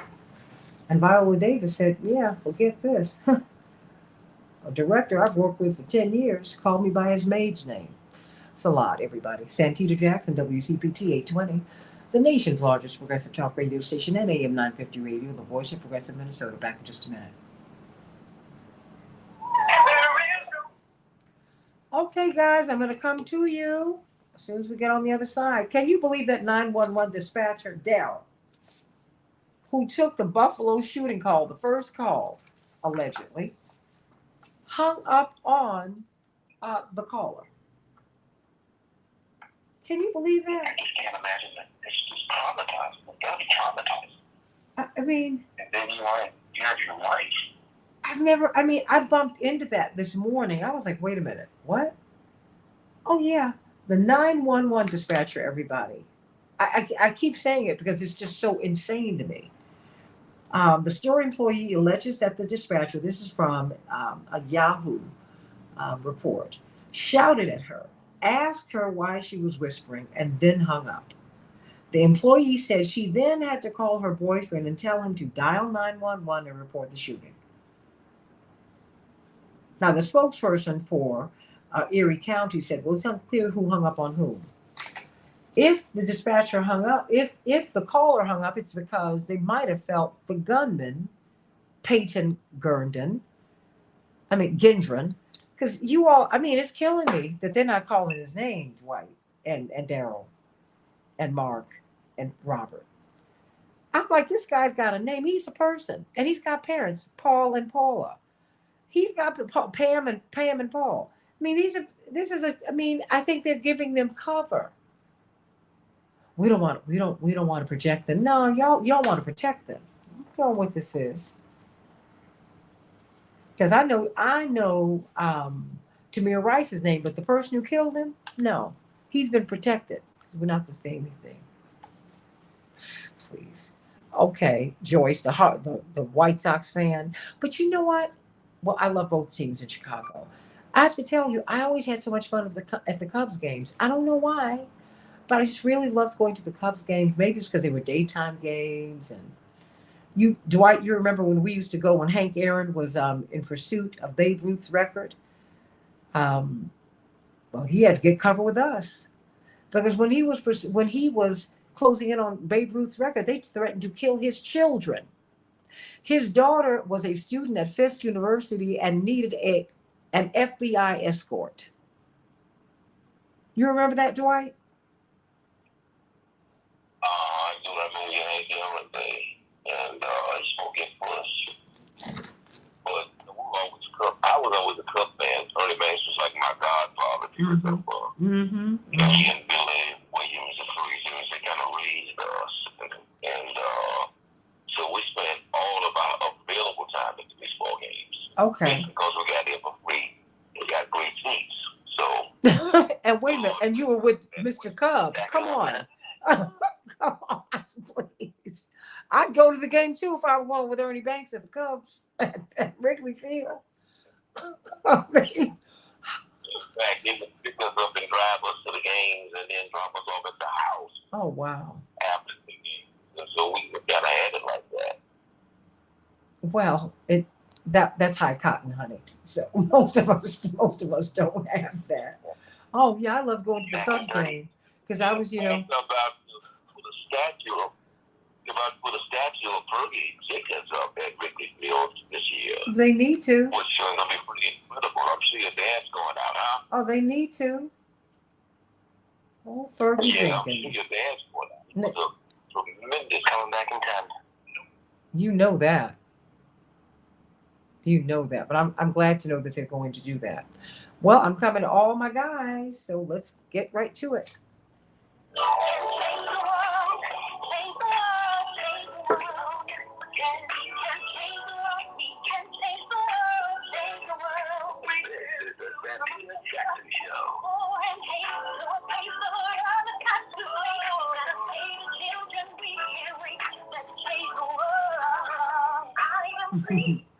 Everybody, let's talk about this on the Santita Jackson Show. Call me at 773-763-9278. 773-763-9278. Should blacks go back to Africa? It's not a new idea, but it's an idea that keeps on popping up. It keeps on popping up. In the meantime, before we get back to this magnificent panel, I have some great news for you. Trying to save your homes, everybody. Many people faced financial peril because of COVID-19, but the Illinois Homeowner Assistance Fund is here to the rescue. The Oak Park Regional Housing Center has great news for you. Did you know that the Illinois Homeowner Assistance Fund is offering up to $30,000 of free money to pay your past due mortgage and tax payments? $30,000. Other housing costs. If you took a hit because of the pandemic, they want to help you get back on your feet. So I want you to do this. If you're behind on your mortgage payments due to COVID-19, go to IllinoisHousingHelp.org. IllinoisHousingHelp.org, and call their office at 773-887-5187. 887-5187. I want you to know there's some help out here for you. The Illinois Homeowner Assistance Fund offering up to $30,000 of free money to pay your past due mortgage, property tax payments, and other housing costs. If you're behind on these mortgage payments because of COVID-19, go to the IllinoisHousingHelp.org website, IllinoisHousingHelp.org, and tell your friends about it. Find out if you're eligible. Call them at their office at 773 887-5187, 773-887-5187. The program ends on May 31st. I want you to save your homes, everybody. The help is out there for you. Let's talk about this, everybody. Karen Ataya, brilliant columnist at the Washington Post, asked the question. She's the latest. For African Americans tired of U.S. hostility, Ghana is still calling. Ghana is still calling. Got a tremendous panel. Attorney Mark Fancher from the National Conference of Black Lawyers, Dwight McKee, National Action Network, and one of the founders of Operation Push, social scientist, brilliant guy, Darrell Jones, Attorney Darrell Jones, who is the chair of the Transformative Justice Coalition, and Robert Patillo. Robert Patillo, Southeastern Regional Director of Rainbow Push. What are your thoughts, Robert? Well, I think what we have to see is that many people, and I actually have friends who have already expatriated to Ghana, and to Liberia is making a big push now to attract African Americans to come back. But for many multifaceted reasons. One, of course, is to return to our homeland, the place upon which we left to help rebuild the economies there and help them recover from colonialism as it was. Secondarily, with COVID-19 and 2 years of remote work, many people have switched over to a fully remote model. And because of that, they can keep their employment here in the States and work from overseas. So once you account for the time zone differences, also, many people have switched over to things like drop shipping, online design work, so they can make a good living. And $100,000 in West Africa goes a whole lot further than $100,000 here in the United States. And also, we look at a situation where we're still addressing racial tensions in 2022. I don't think any of us thought that this far into the Jetsons future as it was, and we would have rocket ships taking off owned by billionaires and little computers in our pocket, that we will still be dealing with great race replacement things. People trying to burn books so they don't have to learn civil rights history and those sorts of things.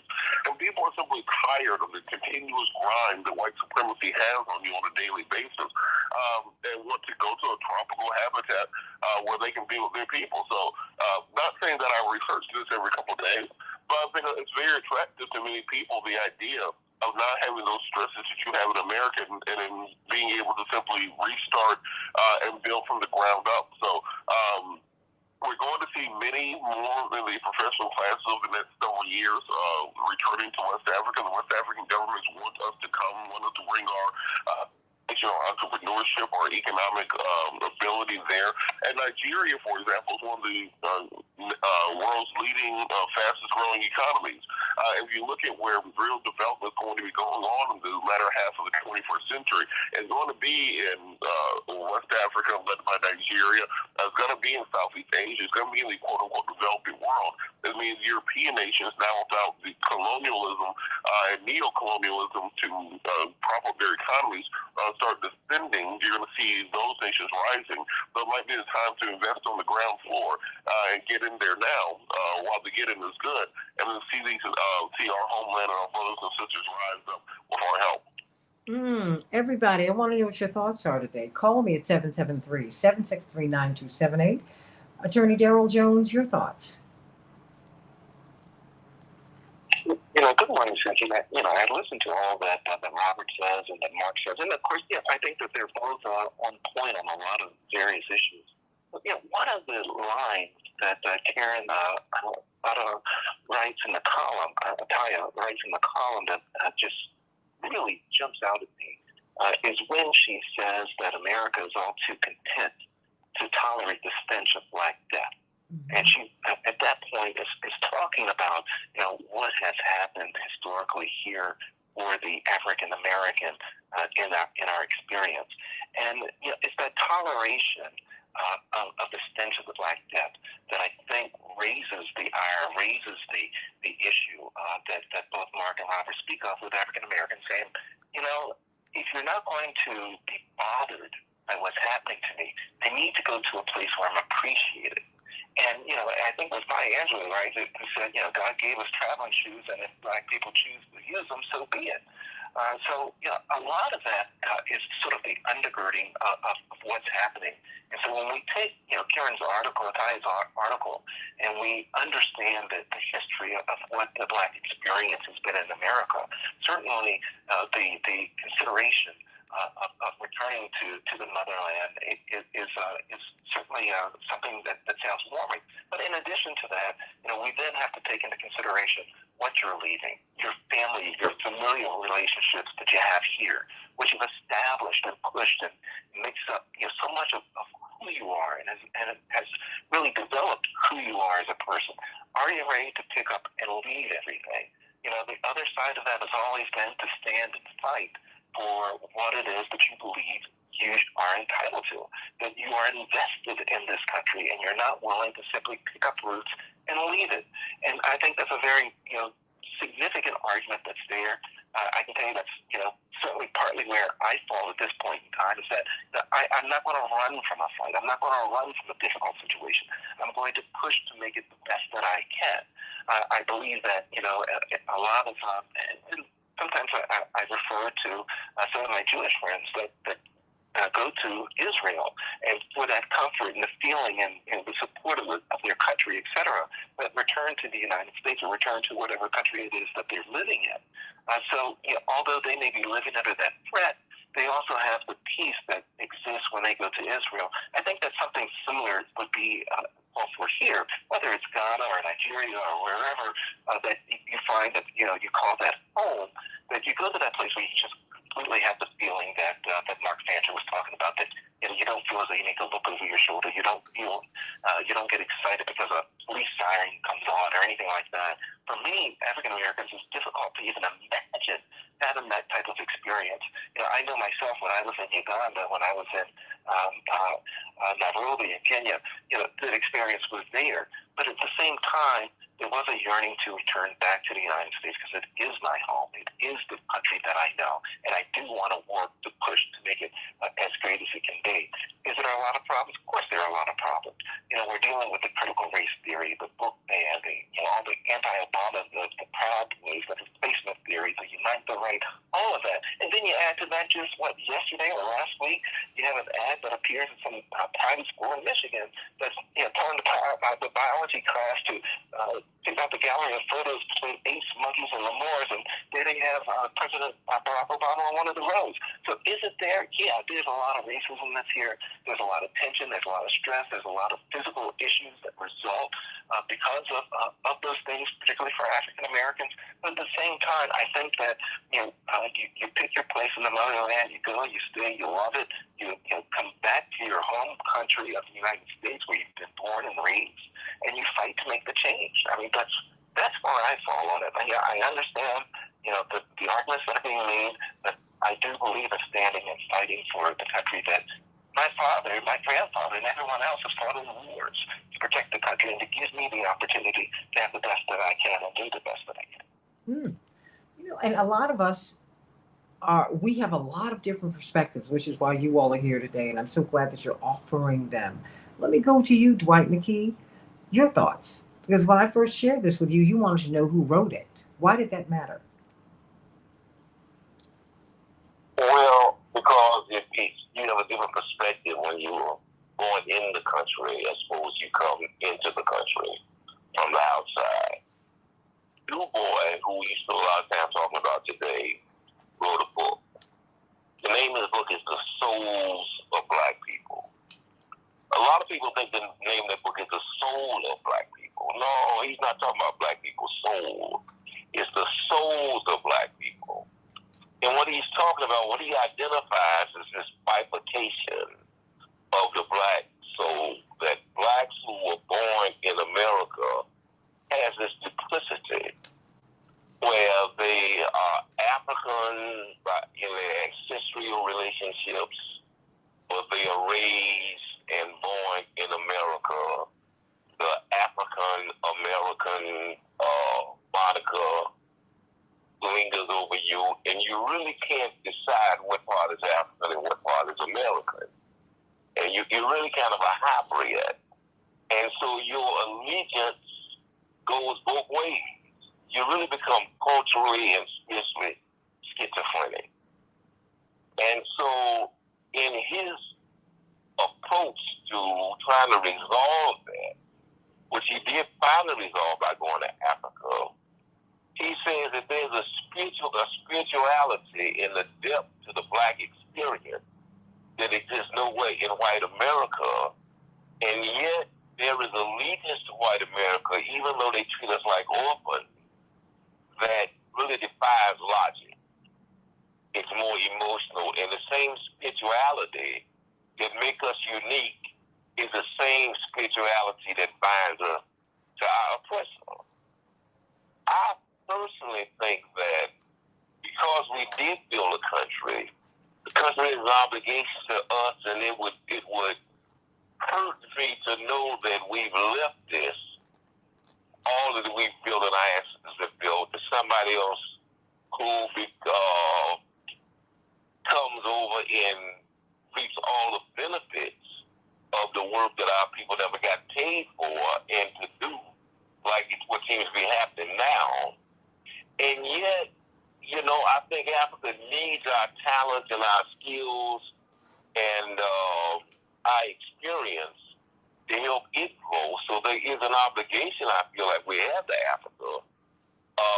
But then the other part of that is I would also be afraid in one sense to leave America because I think the world needs us here because we've been the only ones that brought the humanity to the country.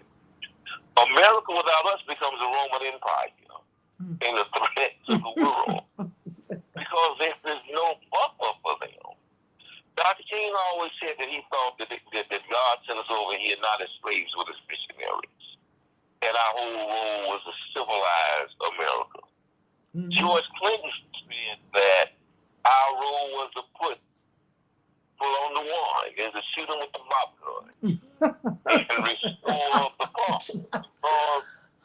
It was the nose without pump, and our role really was to help them find their light. That somewhere even they had a light. Everybody had a light under the sun, and that if you shoot them with the mop gun long enough, they get back on the one and find their humanity and their soul. Oh my God! And so I think that we're really on a mission here to help save the soul and the spirit of what this country really could become. And without us, it becomes the barbarians that they were when they left Europe. Oh, yes, please jump in. Because, I want to remind people that the mission statement of the Southern Christian Leadership Conference, the organization out of which my father and mother come, the organization founded by Reverend Dr. Martin Luther King and Reverend Fred Shuttlesworth and Reverend Ralph David Abernathy and on and on and on. Reverend Wyatt T. Walker, Reverend James Bell, everybody came from SCLC, the Southern Christian Leadership Conference. The mission statement was to save the soul of America. Mark? Santita, God wants the redemption of all souls. And he went so far as to send his son to try and, allow that to happen. Made sure that everybody was able to see the light, had the opportunity to see it, and to save their souls. But for those who don't save their souls, he condemns them to eternal damnation in hell. And I think that African people have done everything they can to try and show people in this country, to show its structures the right way. And I think it already is the Roman Empire. I think it already is barbaric.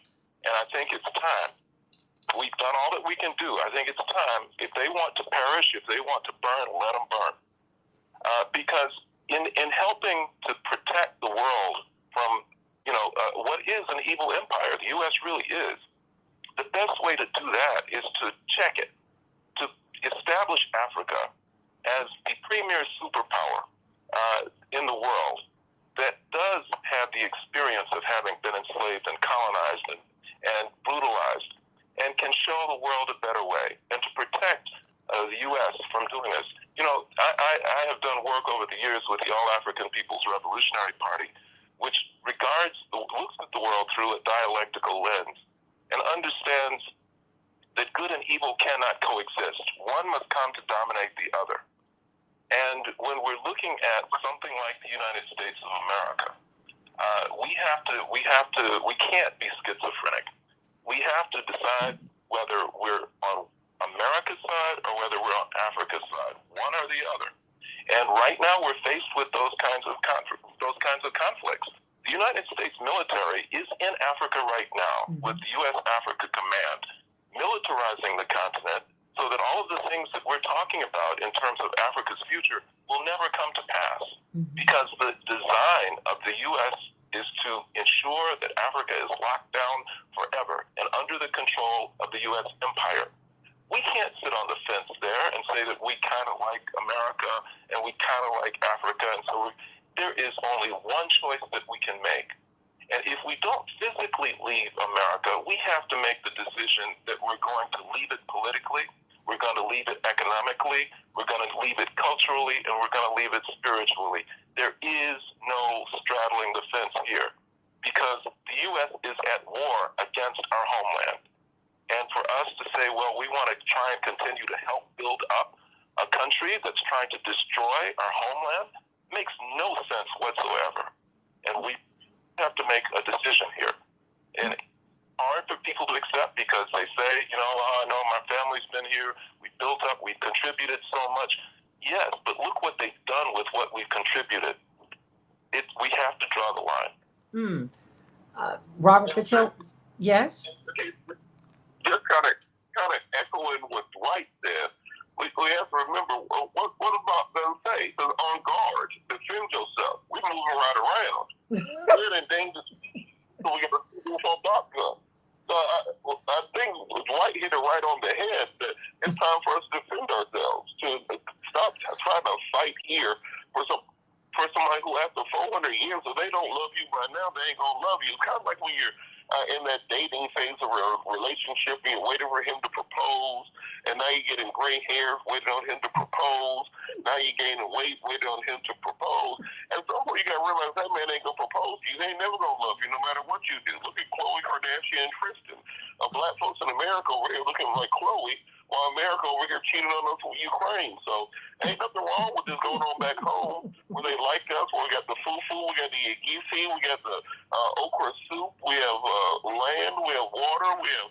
Let me go look at these plane tickets. All right, I'll be busy. And how are we going to defend ourselves best? I mean, we it's best that we defend ourselves from a position of strength. And there are many who suggest that we can do that here, but we're still a numerical minority, and a hated numerical minority.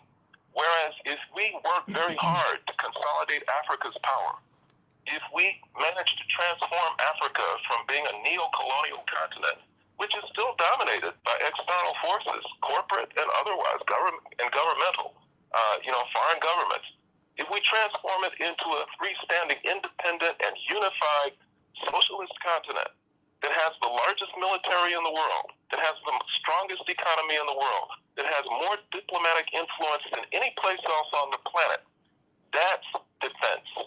That is the type of defense that nobody can challenge. And that's where our primary political focus should be. And that's just being real. Because we have no prospects for success in trying to establish a base of power in the United States. And not only that, it's immoral. Because we can't lay claim to this continent, to the United States territory. It's really by right territory that belongs to the indigenous populations, the First Nations peoples. It was taken. And for us to come behind those who first took it, conquered it, and to say we want to help conquer it and maintain conquest is immoral. It doesn't belong to us. It never should have been. So you know what? I've got about, hold on one second. Hold on. I've got, just to let you all know, I've got about 2 minutes. I'm going to give each of you about 30 seconds. Can you stay with me for a few minutes after we get off the air and be on and stay on YouTube, the Santita Jackson Show YouTube channel? I hope that you can, so that I can let you all give your closing comments more fulsomely. Dwight, about 30 seconds. Yeah, I was going to say I agree with everything Mark and Patillo said, but I think the only way for us to protect Africa is to have some stake in the government here to be able to influence it in such a way that it does not make Africa much more of a victim. Gaddafi tried to pull Africa together, tried to put a currency together in Africa, and America assassinated him. Yes, we did. The only way to protect Africa, in my opinion, is we got to have a political force and a defense here where we can at least we can grab hold of the reins of power, and though we won't be driving the boat, at least we'll have our hands on the steering wheel. Otherwise, left unto itself, I think America will try to become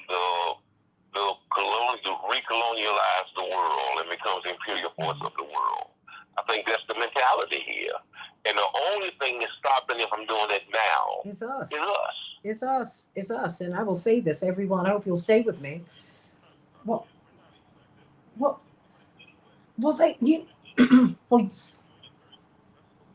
they and they are. Hold on.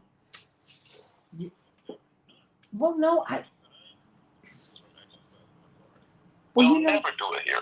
You know what? I will say this. I think that honestly, I have to respectfully disagree. I think that we have been very successful. We have been the check, but we're dealing with the mightiest imperial power in the history of the world, the United States. I think that's why all freedom-loving people of all colors look to the American Negro, American Black people, African Americans, Black people who were enslaved here. They look to us for strength and direction. All over the world, people are looking to Dr. King. All over the world.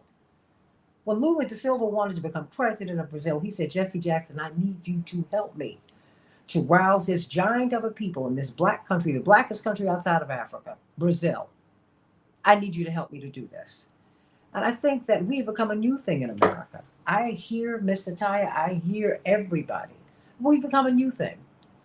You know, Mozambique, well, Mississippi. We've become a new thing. And I think that we have to fight to make America what it's supposed to be. If we don't check this power, if we don't check a George W. Bush who laughs about killing 1 million people, Madeleine Albright who thinks it's okay to kill 500,000 children, if we are not the checks, what will these people do? We've got to be the checks. But we have to have the courage to do that, which means you got to vote. You must do the things that you have to decide whether you're going to be an imperialist or a freedom fighter. Many of us have not made that decision because we have AFRICOM because that was established under a Black American president. Up until that time, African leadership resisted AFRICOM because they felt that it would hurt the continent. And here we are. We're the ones who have to make the decisions. Your house. You have to decide that I don't want to go into the White House unless it's going to be the right house. You make that decision. You make the decision that you want to have a free and open society and you want to have a more perfect union for everybody, not just get into these, be a blackface in a high place. You can't do that. So stay right here on the Santita Jackson Show. Provocative discussion with these brilliant, brilliant people. I hope to see you at Essential Elements on Sunday, starting at 5 p.m. right on 87th Street. My mother and I are going to be there. We're having a fundraiser for Jonathan Jackson. I don't mind saying it. June 18th through the 22nd, everybody. Join us at the Rainbow Push International Conference. It's free. Want to see you there, but I want to see you on Sunday. And of course, keep up alive on Sunday. I love everybody. Stay right here on the Santita Jackson Show YouTube channel. Thank you for a great show. Paul, I love you, everybody. Stay right here. Let's continue this discussion. Back and see you. See you. Love you.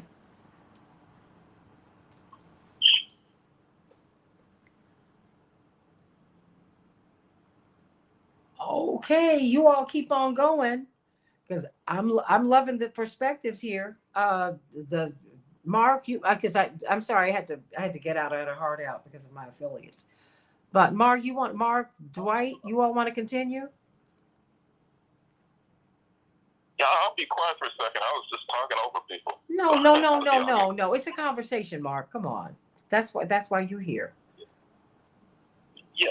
Well, the only thing I was saying is that, you know, the country is structured in such a way, you know, politically, legally, and otherwise, that despite our best efforts to try try and blunt the impact, we will fail. I mean, I agree with you completely that your dad, Dr. King, and so many others were the best voices that we could offer up. I mean, they were pure in terms of their commitment to the people. But we see what they did to Dr. King, and you know, that's the fate that befalls anybody who really tries to do whatever it is that's really needed for our people. And the fact is that when you get to a position where you should be able to influence the course of U.S. policy and its agenda, that the only way you're going to stay in that position is if you go along with the agenda. You have to be a Barack Obama. And if you try and if you put Mark Thatcher in the White House, do you think I would last more than about 5 minutes? Right. Well, that's why we're not there. That's why we're not there. Look, because Reverend is 80 with Parkinson's, which is the fighter's disease. He's been in the ring a long time, and when he told us that he had Parkinson's, you know, privately. And I looked at him. I said, "Well, Daddy, it's ironic. You were with Muhammad Ali when he announced to the world that he had Parkinson's. He went to see him at the hospital." And I said, "Now you've got the fighter's disease. When you take those hits, you just continue to take them. It's hard here. This is a hard system. It's hard. It's hard, Mark. It's hard. It's hard. Oh yeah. It's hard. It's hard. It's hard. When I see him struggling to get out of bed in the morning." Now, just to stand up, it is just, it breaks my heart. But I see the fight. I see the fight that he's got. And it's that kind of fight. I hope that is one of the lessons that people will take from him now at this point in his life. That you've got to fight, and you can't fight until it's over, until you shut your eyes for the final time. It requires that kind of dedication, that kind of love for people. It requires that kind of fight. Of course, this country was structured for us to be 3/5 human. It was structured to put white people in indentured servitude. The monarchy had a fight with the oligarchy, and the oligarchy won this time. That's all. But you know, America has become a new thing because people came here and said, "You know what? This land is my land. It's for you and me." Well, they didn't include me, but I'm in it. Now I'm gonna stand up for the First Nations first, because they were the first people violated here. Violated. And we need to ask their permission to stay. But we have built this. I heard one of the candidates who's running in the race where my brother is running. I'm not gonna say running against, because they're all good people. And she said, as a Black woman, immigrants built this country. My mother was like, "What?" She said, "I've got to talk to that young lady, because enslaved people built this country on stolen land." Oh, you all keep talking. It's going to make me cry, and my lashes are going to fall off, and this will not be attractive. Ooh. Well, Dwight, Mark, Robert, Daryl, I don't know if you all are still there. Does anyone want to say anything? I would also remind folks that when we talk about that space rating, it doesn't have to be all the way to West Africa. I know that's a long slog for a lot of people. We have efforts for communities around the Central, South America, and Caribbean that also are very welcoming. The island of Haiti could use all of us to move down there to help rebuild, to help push out the colonial powers of the United States, to help rebuild the economy there, to establish trade. They have beaches as beautiful as anywhere else in the Caribbean, but because of the hatred that Western powers have had for that island, because of them fighting off the French, they continue to suffer as a result of that. And when I was in Costa Rica, there are Afro-Caribbean communities there that want Black folks to patriate there. I have a large number of friends who moved to Tulum and Ocho Rio and in Mexico, or even to Venezuela, where there's huge Haitian populations and African expatriate populations. We have to remember that 100 million people left Africa on those ships, and not all of them came to South Carolina. So you have genetic brothers and sisters all around the Caribbean and South America, down into Brazil. And so to research those areas and find out if you are interested in getting on up out of here, there are plenty of places that will welcome you to be there. Oh, look, when I go to Brazil, they do not ask me, they don't ask me for my passport. And that's the most wonderful feeling when you step off that plane and you see yourself over and over and over again. Ooh wee. Dwight? And it's more of us, Mark, than it is of them. Mm-hmm. When you look at it in a hemisphere context, we really outnumber them. It's more of us in this hemisphere than it is of them. And what we lack is consciousness. And that's the difference between where we are and where we need to be. Is consciousness. Is that when I talk about that bifurcated soul, is that most of our problem in the last 300 years is we didn't know whether our allegiance should be to us and our people or to them and their people. And we really believe that, many of us believe that our job was to make them happy and to satisfy their needs and to cater to them. But now that we have a consciousness that we are stepchildren, orphan, and would never be adopted by this crowd.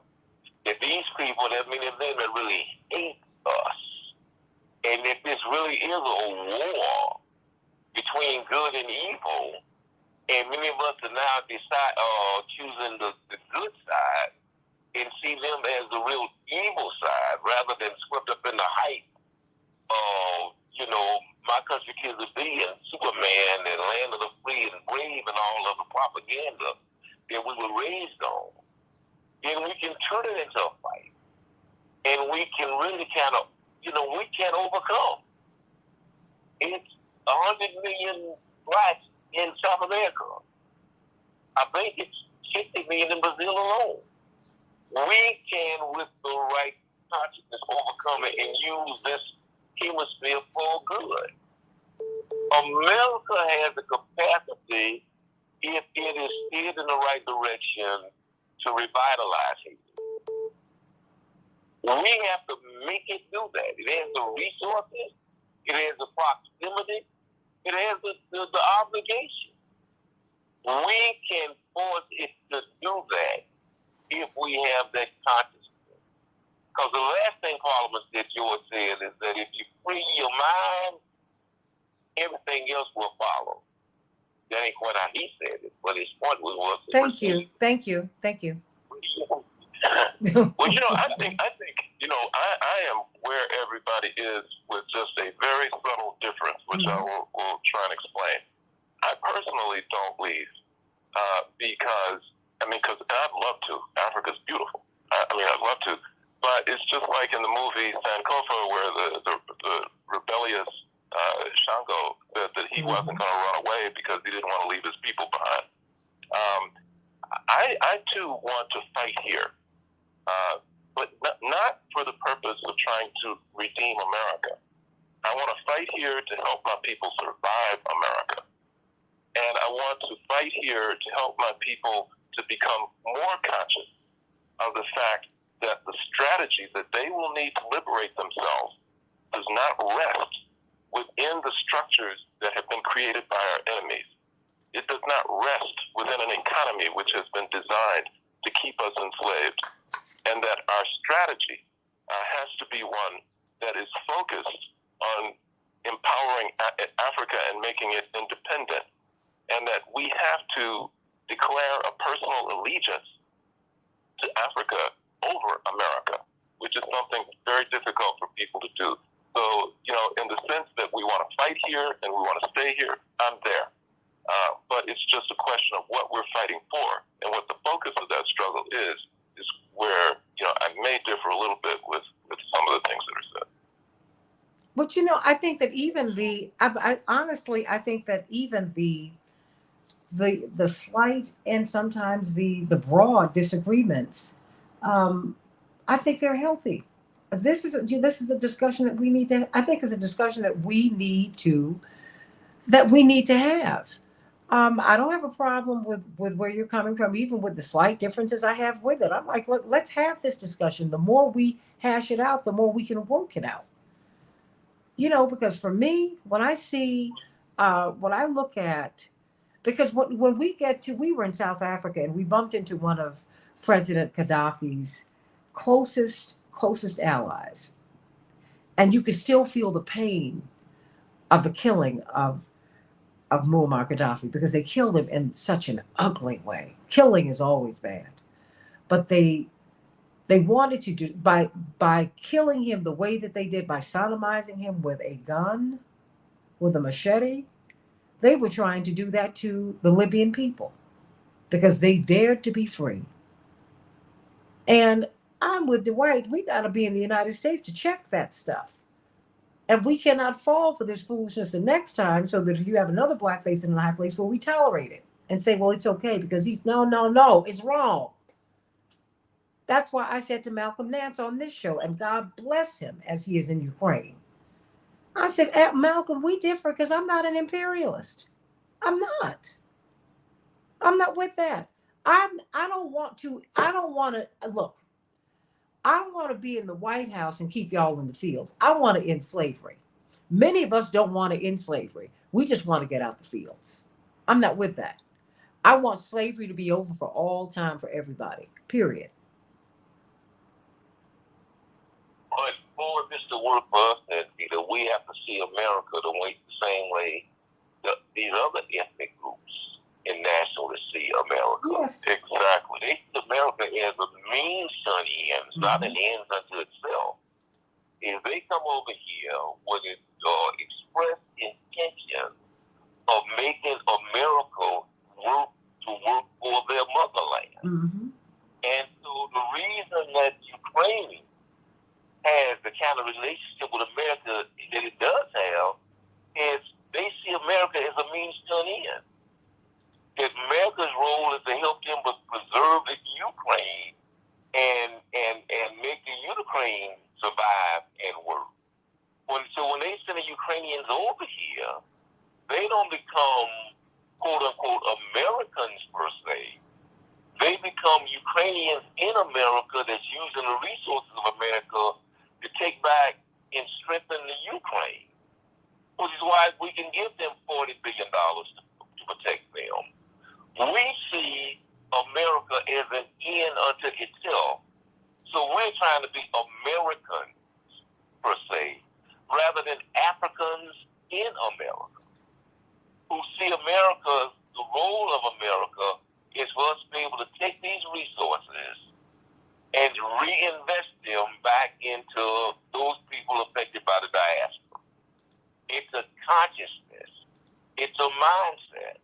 So what happens is we forgo our birthright because we submit our will to those other ethnic groups that see America as a means to an end for themselves.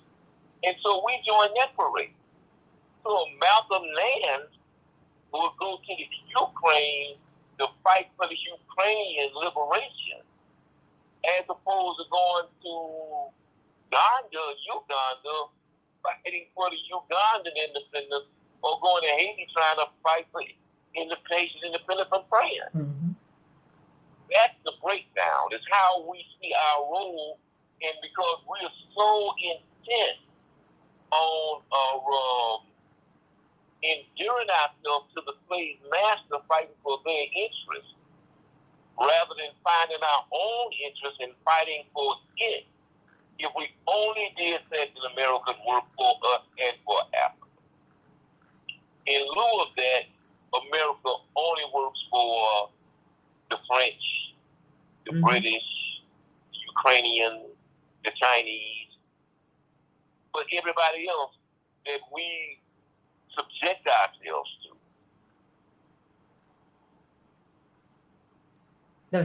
Mark, do you have a response? Oh no, Dwight McKee always speaks truth, and so I'm gonna take take my leave with that bit of inspiration to make it to another meeting. But thank everybody for this discussion, and we keep on fighting. Well, you know what? Let me thank all of you for this discussion. Robert, Daryl, are you all still there? Is anyone still there? Robert? I'm good here. Yeah, Robert, why don't you jump in? Because I haven't heard you. Robert, do you have a response? Yeah, kind of I would just say that I think that that we can have a multifaceted approach. I don't think at any point in time you're going to get 100% of the black folks in this country who are ready to expatriate. There are many things to love about America, but I think for those people who are interested in it, we do have to create those causeways and those connections to facilitate such. Because we saw that happen in America in the early part of the 20th century. They made every avenue available for white Europeans to come to the United States. We need an Ellis Island in Africa for us to return. So those of us who are interested in returning have the ability to do so. Dwight, Nikki, Daryl, are you there? Daryl might have left already. Dwight? Well, I agree with both Mark and Robert. I think it's a multifaceted approach. I'm glad we're having a discussion, and I'm just always impressed with their insight. But I think again, it's how you think, how you see yourself, and how you see your role. Mm-hmm. Is that it really? If you don't purge yourself of these Western ideas, mm-hmm. they will follow you to Africa. Well, they're already there. They're with the same mentality. Yeah. And go over there and start saying, God save the Queen. They're there. If you don't purge yourself of these ideas. The big speech they had for a long time in Nigeria in the courts is that if they should wear the white wigs and the black robes. Mm-hmm. And they had made pass the law that said, no, you don't wear the white wigs, the British wigs. And the Nigerian court system revolted because it wants to look like the British. If you don't change your mentality, no matter where you go, you're going to be a transported slave. And unless you change your mind, but if you change your mind, it don't matter where you are. You are a liberated man, even in a country of oppression and degradation. Well, I think that wraps it up for all of us, everybody. I think that in America, we've become a new thing. I really do. And we are here. My mother has often told us, if God wanted us on top of that Mayflower, that's where he would have put us. But God put us in the bowels of that ship. We are missionaries here. There are things that we were to learn and things that we were to teach. We have kept this American project and experiment humane, and that is our role. And you cannot get so excited when you get chosen to represent the empire that you become an imperialist. Don't sign up for that. This is about ending slavery, not ending slavery for you, ending slavery for everybody. This is about establishing a more perfect union, not for you, but for everybody. Everybody. Think about that. Think about that. We have a very special role. Think about it, Dwight and Robert. When they were remember the weekend that we were heading to Washington to unveil the statue of Dr. King on the Mall? Remember there was an earthquake? Do you remember that? And then there was a storm that was almost a tornado. And the earthquake cracked the Washington Monument. Hallelujah. Ah! And they had to close it down for several years to repair the crack. Whew. Oh my God. Look at that. Look at that. Look at God. Look at God. Look at God, y'all. Look at him. Look at God. And God ain't no MR. It's just look at God. Look at God.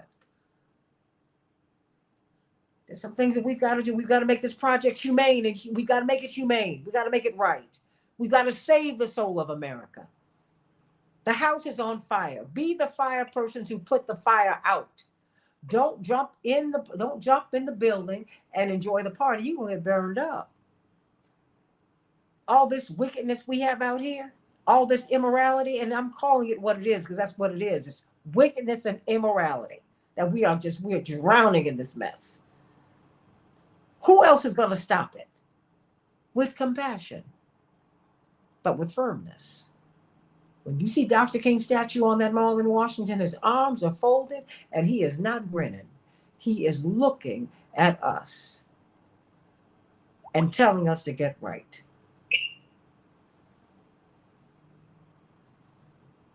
Oh, yeah, Dwight and Robert. Whew.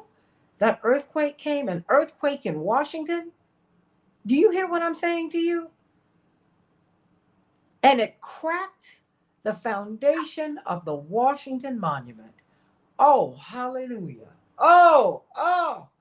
Y'all killed Dr. King, but guess what? You couldn't kill him. He's still alive. He's more relevant today than he ever has been. It didn't work.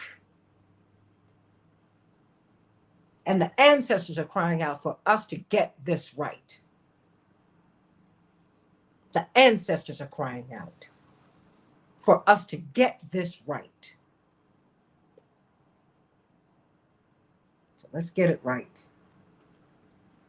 Let's get it right. I'm going to stay right here in the United States of America. And I'll visit other places and I'm going to help other places because that is where our people are. And they need our help. Please, you know, Dr. Oz is a Turkish citizen. Did you know that? He has dual nationality.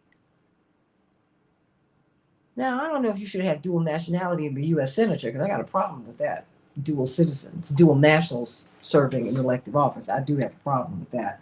But that having been said, he said, no, I want to help my mother in Turkey. Because that's so when an issue with Turkey comes up, he's got skin in the game. I just don't think he should be U.S. Senator because, you know, if you got to meet with Erdogan, I mean, who are you going to be loyal to?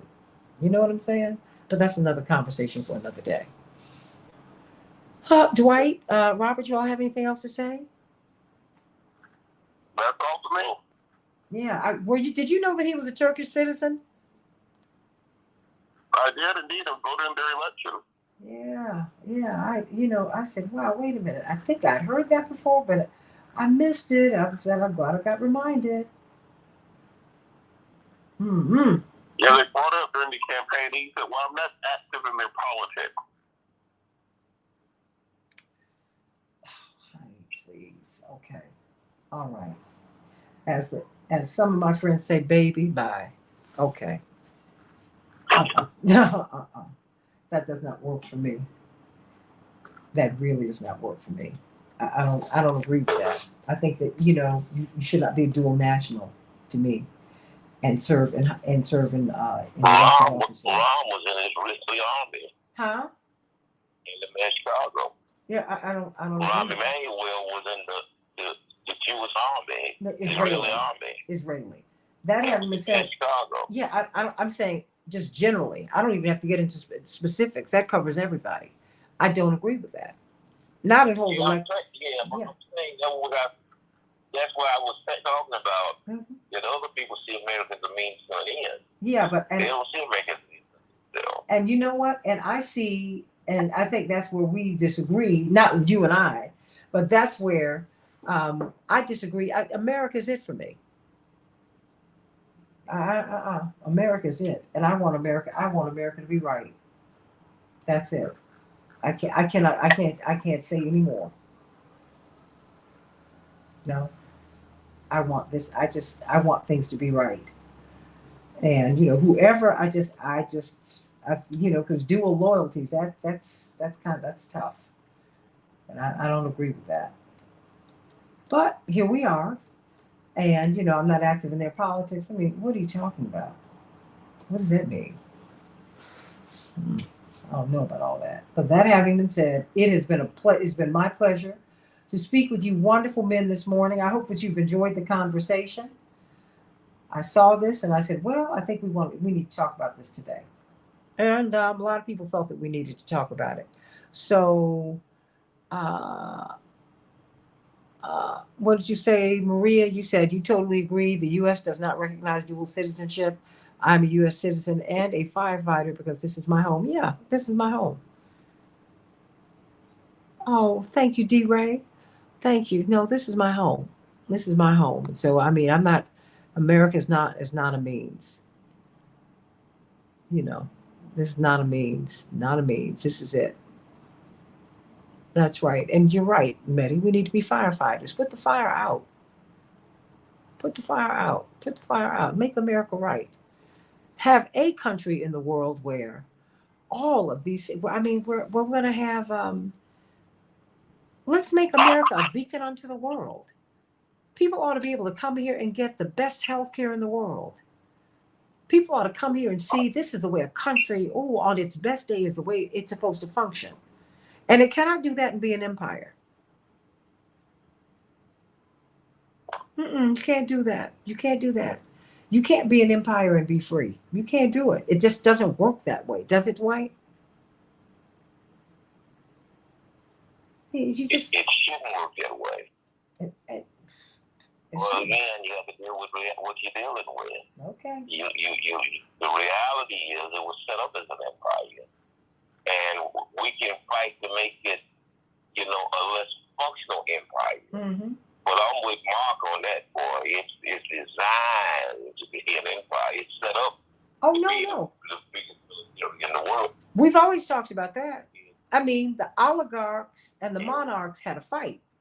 This was never about you being the home of the free and the land of the brave. No, that was not the setup. No. But I don't care where you. I don't care because y'all might have started off here, and certainly I was not included in this. But guess what? I'm here, so we're gonna work this thing out because we are here, Dwight. We're here. We are here, Dwight. We're here. We're here. Praise God. But Dwight, I love you. I love you, Robert. I can't wait to see you in a couple of weeks or in a few weeks. I know. It'll be fun. You'll find me at the nearest Italian pit place. So I'll be around. We're gonna find a nice place for you to get some food. We're gonna go out and get something to eat. It's gonna be a nice little something. I'm not just gonna let you go to some stand. A nice place. If you need me, I'll be down in the hood somewhere with some Harold and J&J also. Oh my gosh. I'm not mad at you. Oh, I am not mad at you. Please, my mother will be trying to run behind you. Oh Lord, I love you all, everybody. I'll see you at Essential Elements on Sunday, starting at 4:30 or 5 o'clock. And then, of course, Keep Up Alive Sunday morning at 7 a.m. And then we just got a lot of work to do. Love you, love you, love you. Love you, Dwight. Love you, Robert. Love you, Mark, although you're gone. Love you, Daryl, although you're gone. Thank you, thank you, thank you. I just love you all. And thank you so much for this stirring discussion. We should have it a game. I think that would be... Robert, maybe this would be a good conversation to have at the convention, huh? I was supposed to have the Haitian, a panel for Haitian Americans, so maybe we can include a portion of this. Well, I think it would be a good thing, and it would be a nice fight. I would love it. So, really think about that, but let me know about that. I know Anastasia's going to be a part of it, right? Yep, I will. I'll text you later on today. Okay, perfect. Thank you. All right. Thank you. Thank you, Robert. Love you all. All right. Bye-bye. I love you all. God bless you. I would love to get some rest, girl. I got a lot of stuff that I need to do today, but you know what? It's all good. It's all good. I am so grateful for life and living. Life and living. I love you all. Hope to see you at Essential Elements on Sunday. Yay. I'll do a little reels about that. How about that? Yeah. And then I'm going to go to, my brother's turned me on to Instacart. So I'm going to order some groceries. Love you, everybody. See ya. See you Sunday, I hope. Bye-bye.